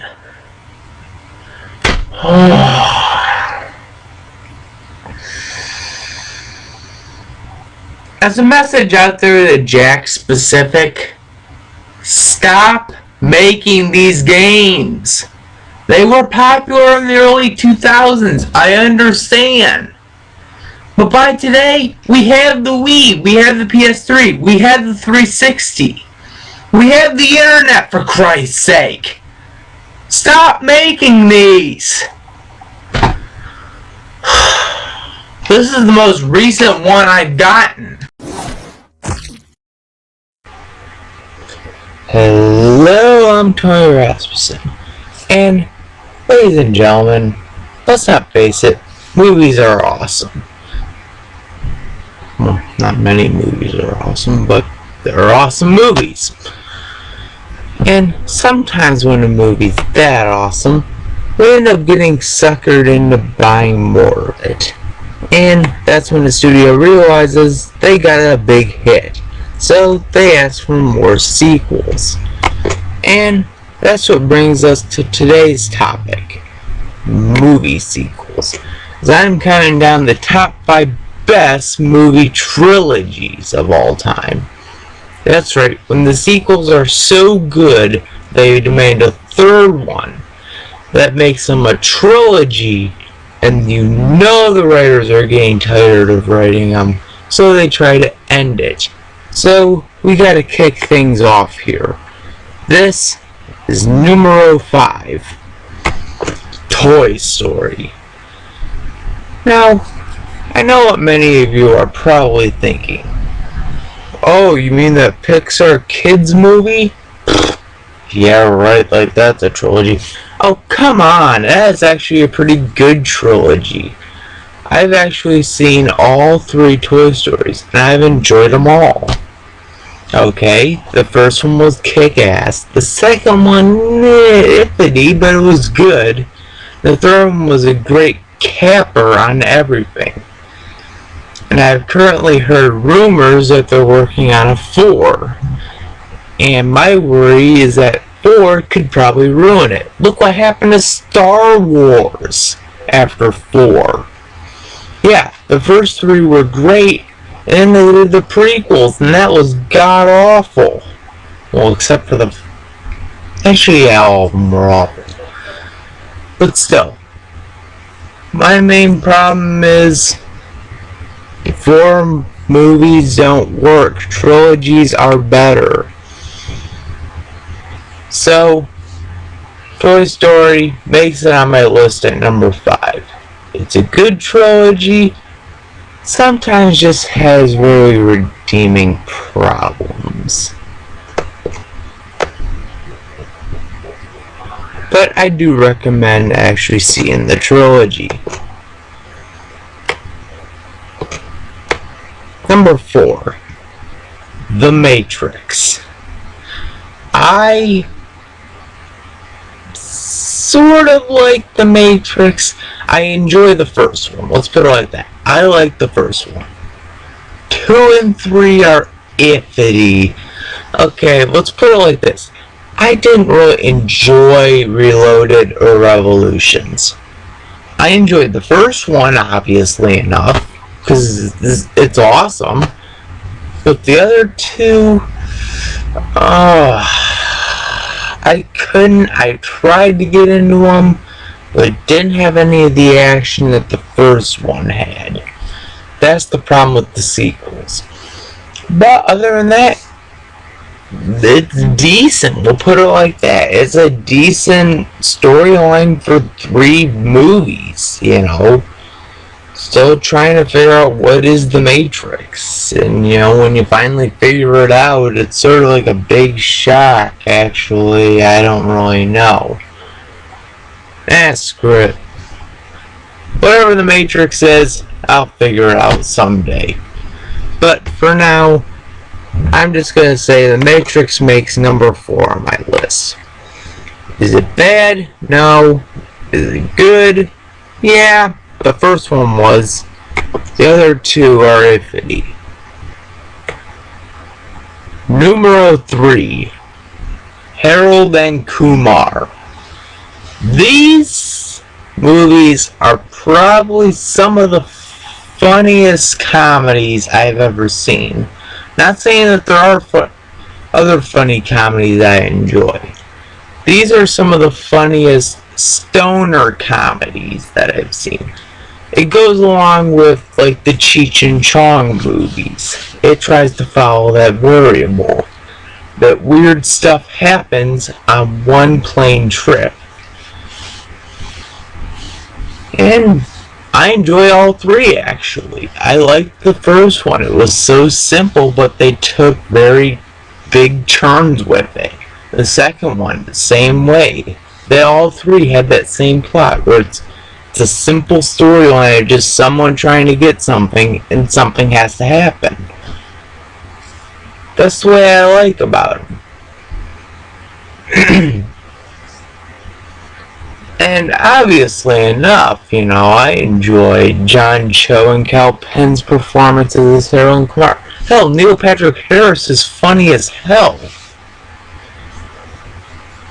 If I have any problems with the movie series, it's probably that the last one wasn't as successful, I heard, as the other two. But really, if I had to pick my least favorite out of the trilogy, I could probably do this for all of them. Like, Toy Story 2 is somewhat the least favorite of mine. Matrix, it's basically 2 and 3. I don't really like them both.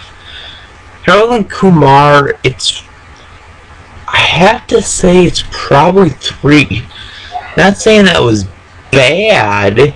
It didn't pack the wallop that the first two had, which is usually difficult with a number 3. So, but on top of that, it's a very good stoner comedy. It's a good trilogy. It packs everything up nicely, mostly revolving around the fact that Harold's trying to just lead a normal life and Kumar's just ruining it. It's all great.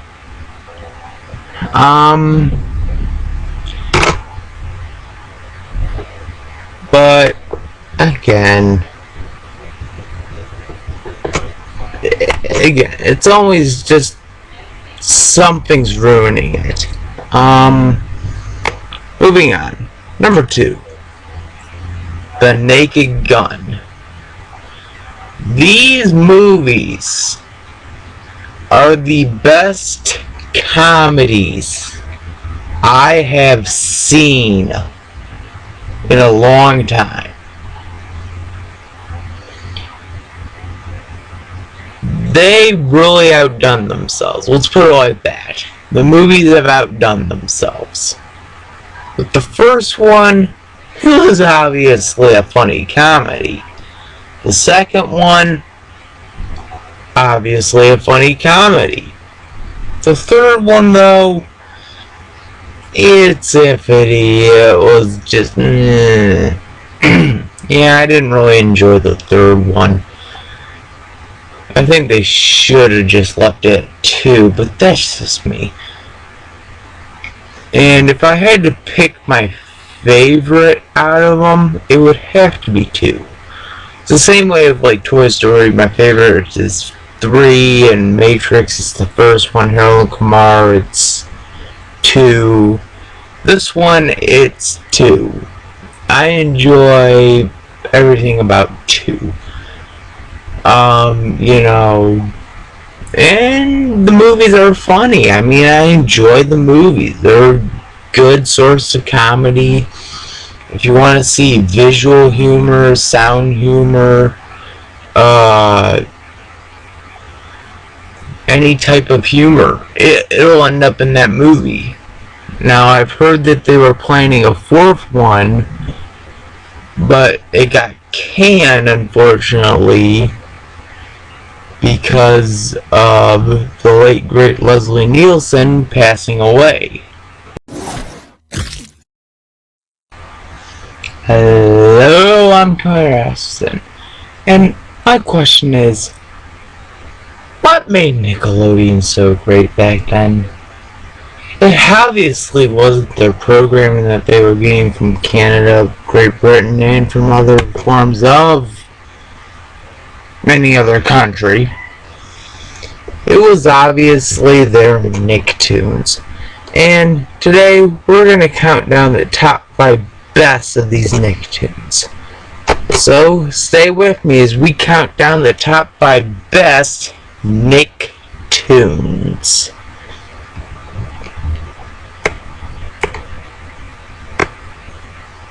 And what better way to start off than the color orange with number 5.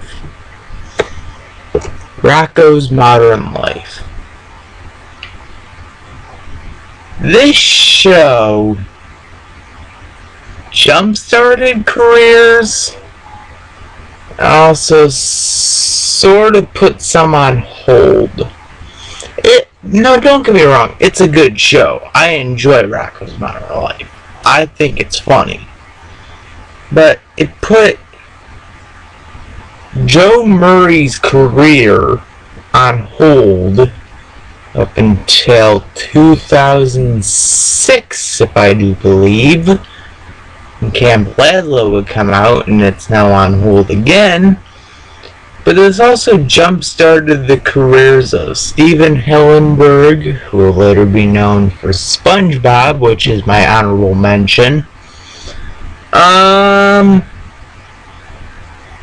Povenmire and Jeff Marsh, who would later go on to create Phineas and Ferb. And that's about it. I can't think of anyone else's careers who jumpstart. Oh yeah, that's right, there was the voice actors. Anyway, Rocko's Modern Life. If you haven't seen it, then you better get out of the Bobby.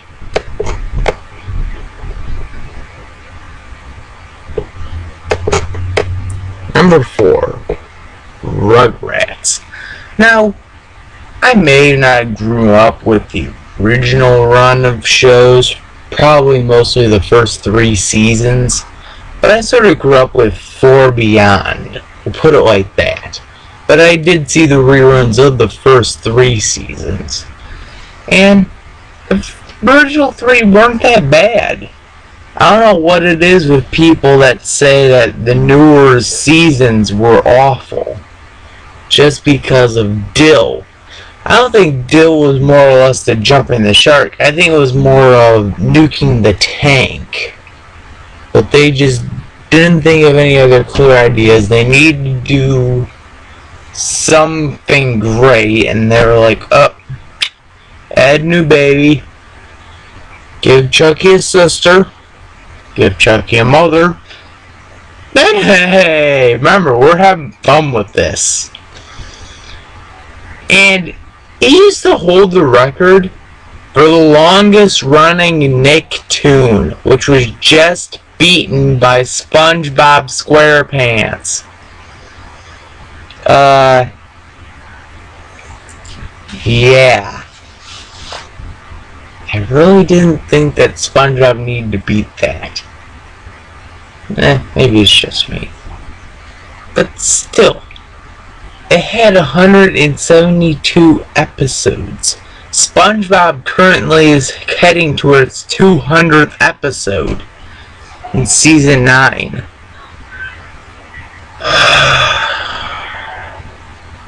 Rugrats. A show that will always remind us that we don't know much about our own children. Number 3. Doug. And no, I'm not talking about the Disney Doug. I'm talking about Doug. This show has a feel that I enjoy. It has that feel that it's the same feel that I enjoy, that makes me enjoy shows like The Simpsons. It's the subtleness. The subtleness of Doug is sort of that same way. I don't think it's as subtle. I think it's just subtle. Okay, moving on though. Doug was a great show. Too bad it lasted 4 seasons on Nickelodeon, 3 seasons on Disney, which the Disney version decided to turn it into a PSA type of show. Yeah, I've seen 1 episode of that one.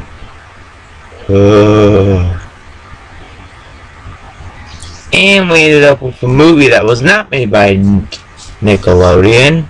By your torches and pitchforks here. Was made by Disney.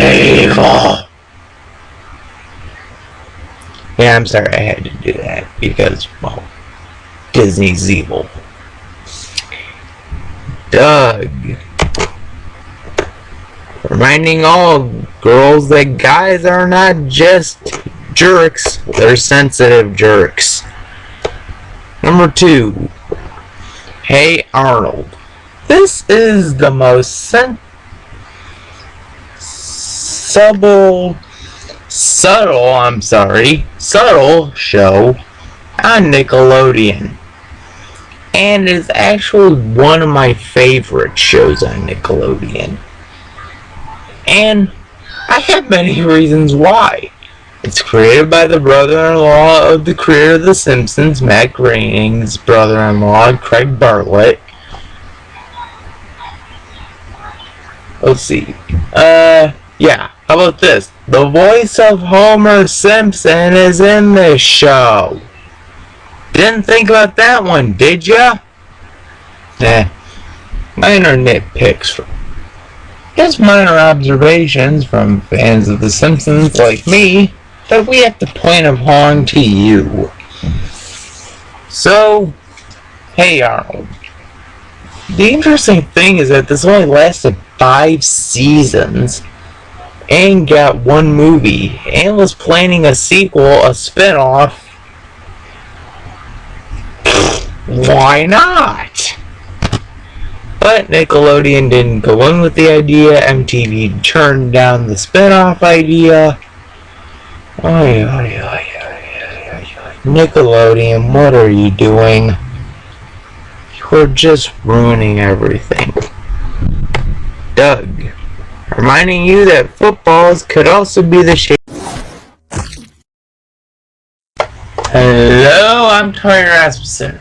And I'm sorry I haven't had a new episode in a while, but I'm getting pissed off because of various freaking things. So, you're all gonna suffer with me. This is my pile of rants. First, we're gonna kick off with Nickelodeon. What the hell has happened to the network? They just lost all their credibility. They lost all their ideas. Okay, first of all, I am very grateful that iCarly is ending this year. I liked the show up until the last season. That was when Gibby became the main star and the show went downhill. Thank God it's ending this year. Second of all, they've gotten new programming. Oh, well, fan-freaking-tastic. All it is recycled piles of garbage. God! Third, Spongebob. I already talked about in my 1 episode about how it got renewed for a 9th and 10th season, but my God, it's being repeated too many times. I would wake up at 8 in the morning, and they'd be on from 8 in the morning till 4 in the afternoon. Holy crap! Another thing. I know I don't usually talk about stuff like this, but the logo. Again, many people have said the same thing. It's boring. It's boring as shit. My God, it's god-awful. Okay, let's point out something else. The actors. These teen actors are getting roles in various other cartoons that Nickelodeon produces. My God! What is it? The indecency that you can't hire people? Oh my holy crap! There is one thing I'm grateful though, and it's that TMNT's coming on the 29th. That's at least good thing. Moving on. Summer vacation had to end. School begins tomorrow. That's a load of horse ass. It felt like it went by too quickly. It seems like yesterday I was just getting out of class from my last exam. And now I'm going to be starting junior year. Oh, that's just fan-freaking-tastic. I had to go out and buy stuff for school. Notebooks, calculators, other various things. I mean, my God, does it just ever end? Can't I just say, you know what, I don't want to go to school this year. Or you know what, I want to skip a class, graduate, and get myself the hell out of here.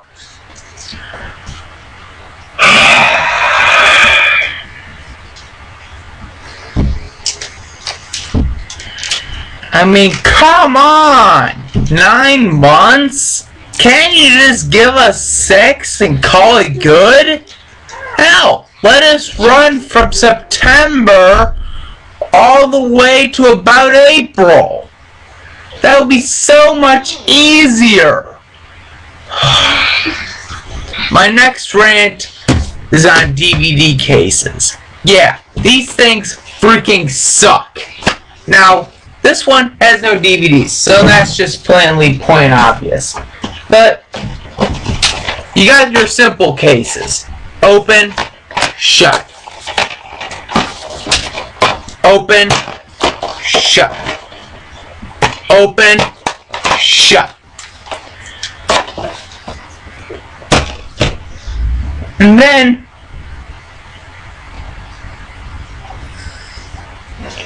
sorry about this. Hold on a minute. I got assistants that are not working. It's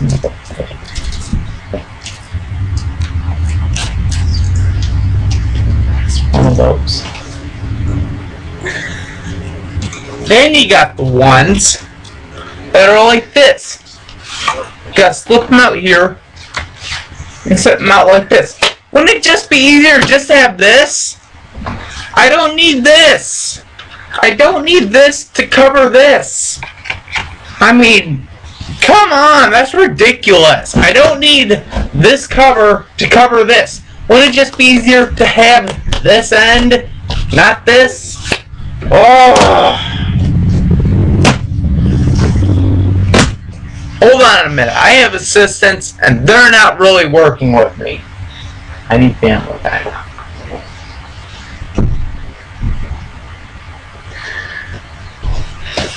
Just bring me one.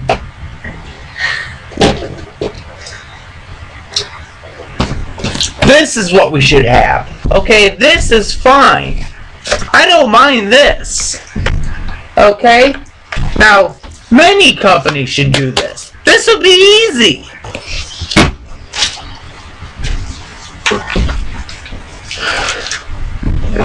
But what we end up with is we have cases that are like this. This is okay as well.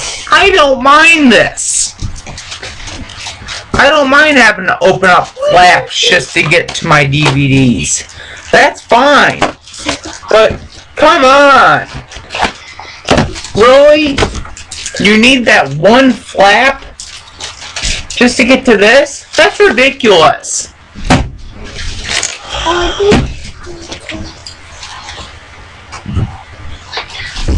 My next rant is over video game stores and how they rip you off. Okay, let's point it out like this. Remember when I said I was getting some stuff that was supposed to come in for my later reviews? Yeah, they all came in. So, this is one of the games I bought. Back to the Future for the Nintendo. And it doesn't work. I put it in the freaking Nintendo system and it didn't work. I put it in my C2 console. It didn't work.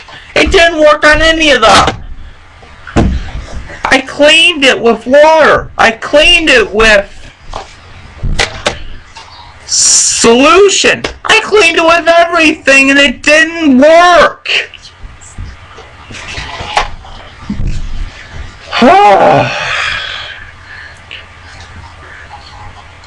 Then I got Spy vs. Spy. This worked perfectly. Music is irritating though.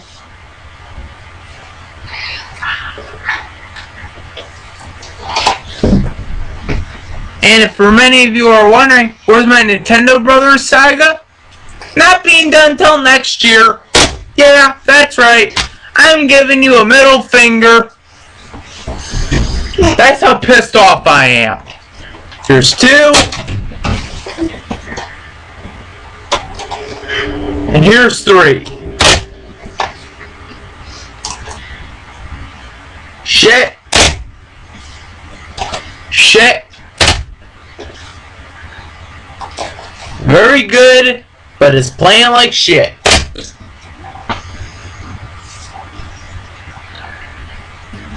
My next rant is over censorship. Yeah, censorship. It sucks, doesn't it? Yes. Okay, let's put it like this. You're in the US, you can't say the F-bomb, you can't say the S-word, and you can't show your cock. You go to Britain, you're allowed to say the F-word, you're allowed to say the S-word, you're allowed to get away with partial nudity. Here, it's like, no, screw you. You don't deserve your F-bombs. I've watched British television. They get away with a lot of shit. Yeah, I would even censor this, but, you know, there could be a British audience out there. So you know what I'm going to say? Shit, shit, shitty, shit, shit, shit. Oh, and took a... Now, if this was on TV, you know what you'd be hearing? This is sad, though. In Great Britain, you're allowed to say shit. Here, you're not. This is what you'd be hearing if you were in the US.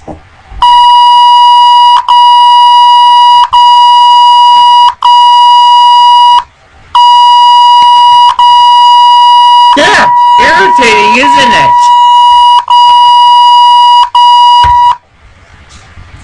I find that extremely irritating. Too many times irritating. You know what else pisses me off? My assistants. Especially ones that give me stuff I don't need yet. Oh, no, put it back.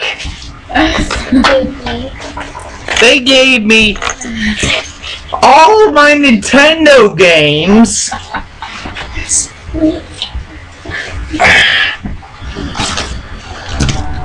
Majority of some of my DVD stuff.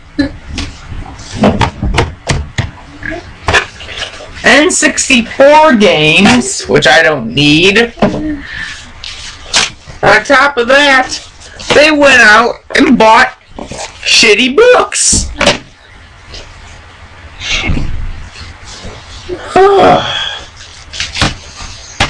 Oh yeah, and then they gave me postal mail from the Yoshi.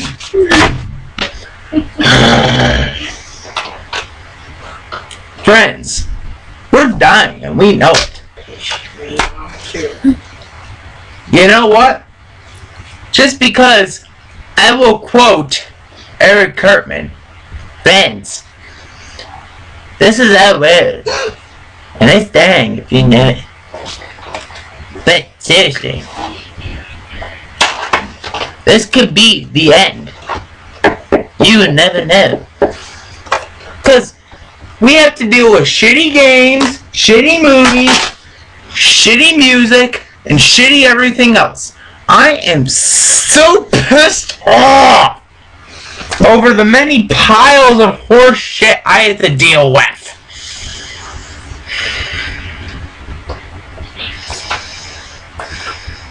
Okay, here's my next one. Why have I done so many episodes? I would love to explain that to you. I am just right now out. I am stressed. I have so many lists and so many episodes I have not done. And the reason I'm doing this one is to cover up for all those episodes.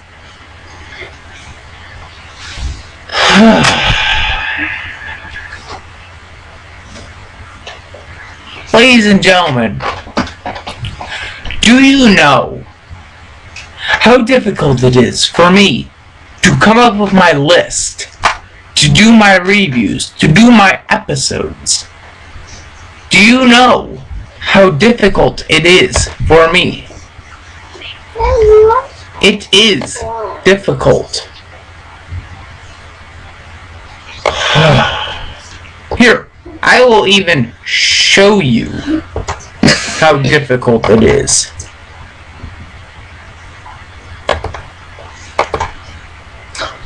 You ready to see? Okay, let's go here. Nah, wrong place. Sorry about that.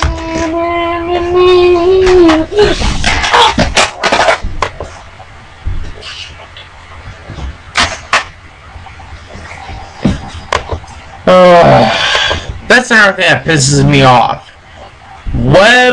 Websites doing this. This is ridiculous. Come on!